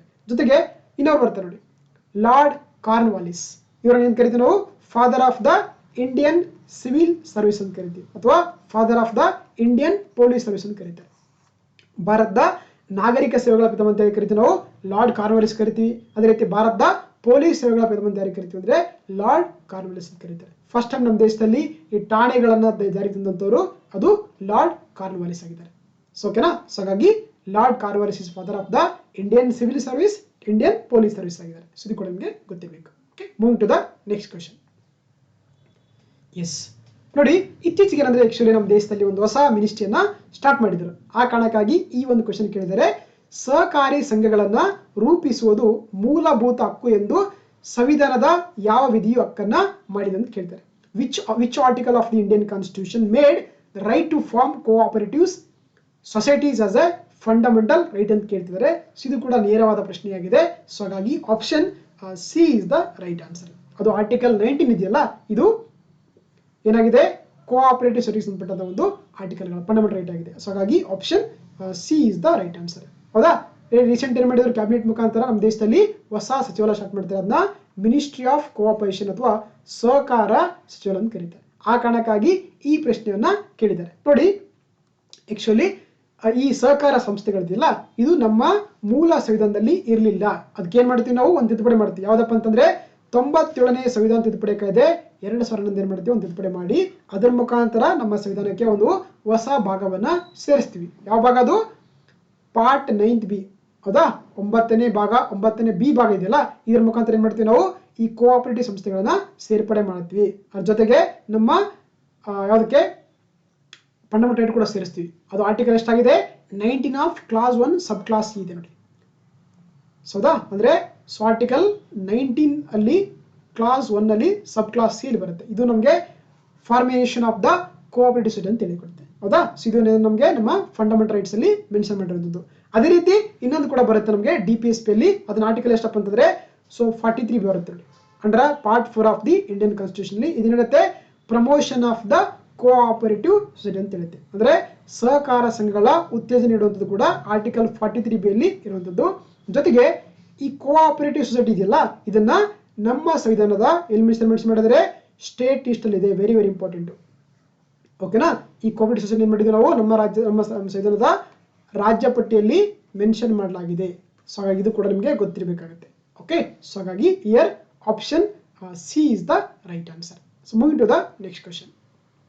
ಎಸ್, ನೋಡಿ ಯಾರ ಜನ್ಮ ವಾರ್ಷಿಕೋತ್ಸವನ್ನ ರಾಷ್ಟ್ರೀಯ ಏಕತಾ ದಿನವನ್ನಾಗಿ ಆಚರಿಸಲಾಗುತ್ತದೆ ಅಂತ ಕೇಳ್ತಾರೆ. Whose birth anniversary is celebrate as the Rashtriya Ekta ದಿವಸ ಅಂತ ಕರೀತಾರೆ. ನೋಡಿ ಇದನ್ನ ಬ್ಲೈಂಡ್ ಆಗಿ ಕೂಡ ನೀವು ಥಿಂಕ್ ಮಾಡಿ ಆನ್ಸರ್ ಮಾಡಬಹುದು. ಹೌದಾ, ಏಕತಾ ಅಂದ ತಕ್ಷಣ ನೀವು ಮೈಂಡ್ ಯಾರು ಬರ್ತಾರೆ, ಅದು ಆಬ್ವಿಯಸ್ಲಿ ಸರ್ದಾರ್ ಪಟೇಲ್ರು.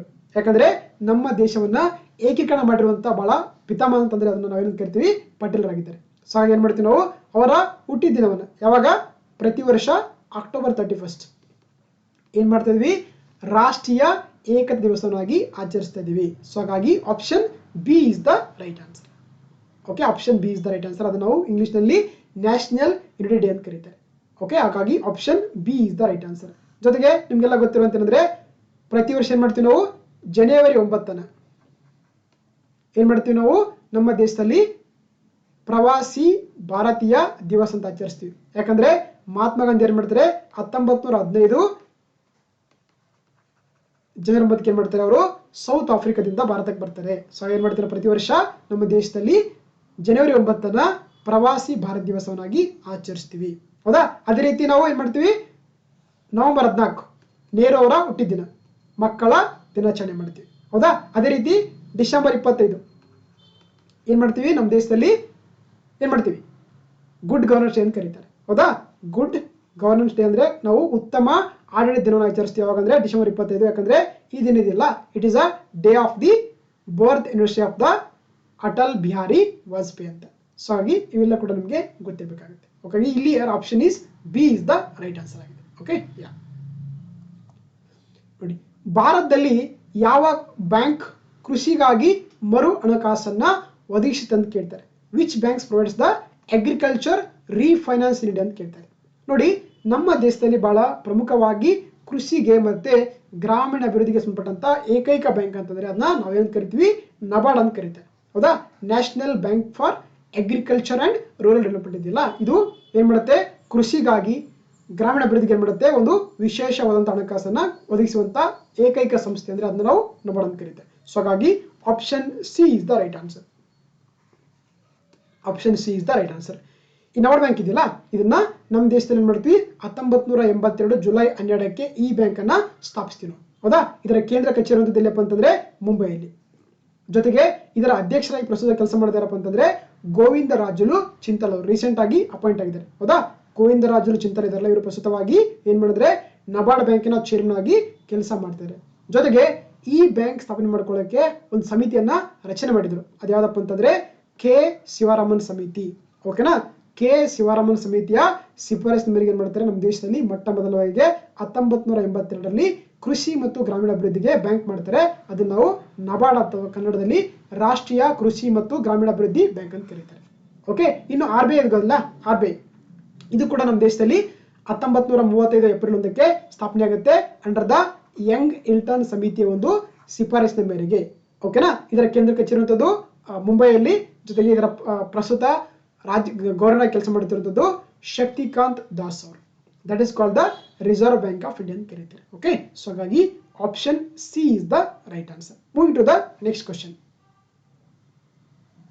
ಎಸ್, ಭಾರತದ ಆಳವಾದ ಸಮುದ್ರ ಮಿಷನ್ ಅಂತ ರೀಸೆಂಟ್ ಏನ್ ಮಾಡಿದ್ರು ನಮ್ಮ ಕ್ಯಾಬಿನೆಟ್ ಒಂದು ಪ್ರಾಜೆಕ್ಟ್ಗೆ ಅಪ್ರೂವ್ ಕೊಡುತ್ತೆ. ಹೌದಾ. ಅದನ್ನ ನಾವು ಇಂಡಿಯಾಸ್ ಡೀಪ್ ಸಿ ಮಿಷನ್ ಅಂತ ಕರೀತಾರೆ. Okay. Indian deep sea mission ಅಥವಾ ಓಷನ್ ಮಿಷನ್ ಅಂತ ಕರಿತೀವಿ.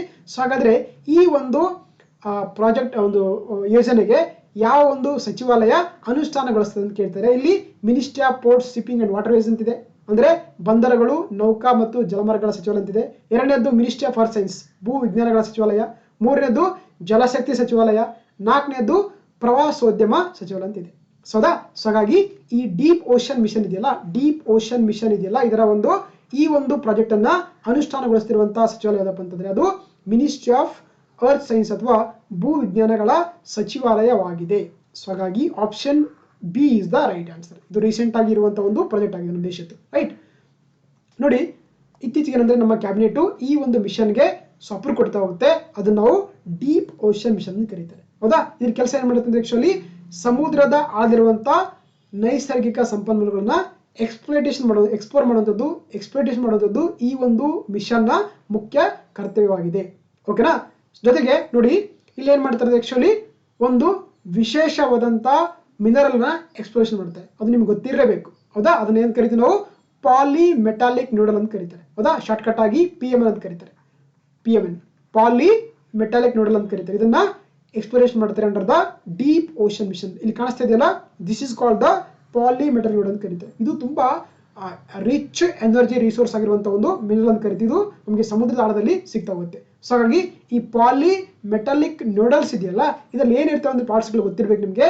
ಒಂದು ಮ್ಯಾಂಗನೀಸ್ ಇರುತ್ತೆ, ನಿಕ್ಕೆಲ್ ಇರುತ್ತೆ, ಕಾಪರ್ ಇರುತ್ತೆ, ಕೋಬಾಲ್ಟ್ ಇರುತ್ತೆ. ಇವೆಲ್ಲವೂ ಕೂಡ ಬಹಳ ನಮಗೆ ಒಂದು ಇಂಧನ ತಯಾರಿಕೆಗೆ ಅಥವಾ ಒಂದು ಯಾವುದೇ ರೀತಿ ಎನರ್ಜಿ ಮಾಡಬೇಕಾದ್ರೆ ಇವುಗಳು ತುಂಬಾ ಹೆಲ್ಪ್ಫುಲ್ ಆಗುತ್ತೆ. ಸೊ ಹಾಗಾಗಿ ಈ ಡೀಪ್ ಓಷನ್ ಮಿಷನ್ ಮುಖ್ಯ ಉದ್ದೇಶನೇ ಎಕ್ಸ್ಪ್ಲೋರೇಷನ್ ಆಫ್ ದ ಪಾಲಿಮೆಟಾಲಿಕ್ ನ್ಯೂಡಲ್ಸ್ ಅಂತ ಗೊತ್ತಿರಬೇಕು. ಇದರಲ್ಲಿ ಮ್ಯಾಂಗನೀಸ್, ನಿಕ್ಕೆಲ್, ಕೋಬಾಲ್ಟ್ ಮತ್ತೆ ಕಾಪರ್ ಕೂಡ ಇರುವಂತ ಬಹಳ ಪ್ರಮುಖ ಇರುವಂತ ಒಂದು ಇದೆ ಅಂತ ಹೇಳ್ಬೋದು. ಓಕೆನಾ. ಸೊ ಹಾಗಾಗಿ that is called the deep ocean mission ಅಂತ ಕರೀತಾರೆ. ಇದನ್ನ ಇಂಪ್ಲಿಮೆಂಟೇಷನ್ ಮಾಡ್ತಿರೋದು ಯಾರಪ್ಪ ಅಂತಂದ್ರೆ ministry of the earth sciences ಆಗಿದೆ. ಓಕೆ. ಯಾ. ಸೊ ಹಾಗಾಗಿ ಇದಿಷ್ಟು ಇವತ್ತಿನ ಕ್ವಶನ್ಸ್ ಗಳಾಗಿತ್ತು. ಮತ್ತೆ ಮುಂದಿನ ದಿನಗಳಲ್ಲಿ ಡಿಫ್ರೆಂಟ್ ಟಾಪಿಕ್ ಒಂದಿಗೆ ಡಿಸ್ಕಸ್ ಮಾಡ್ತಾ ಹೋಗೋಣ. ಸೊ ಹಾಗಾಗಿ ಥ್ಯಾಂಕ್ ಯು. ಯಾ.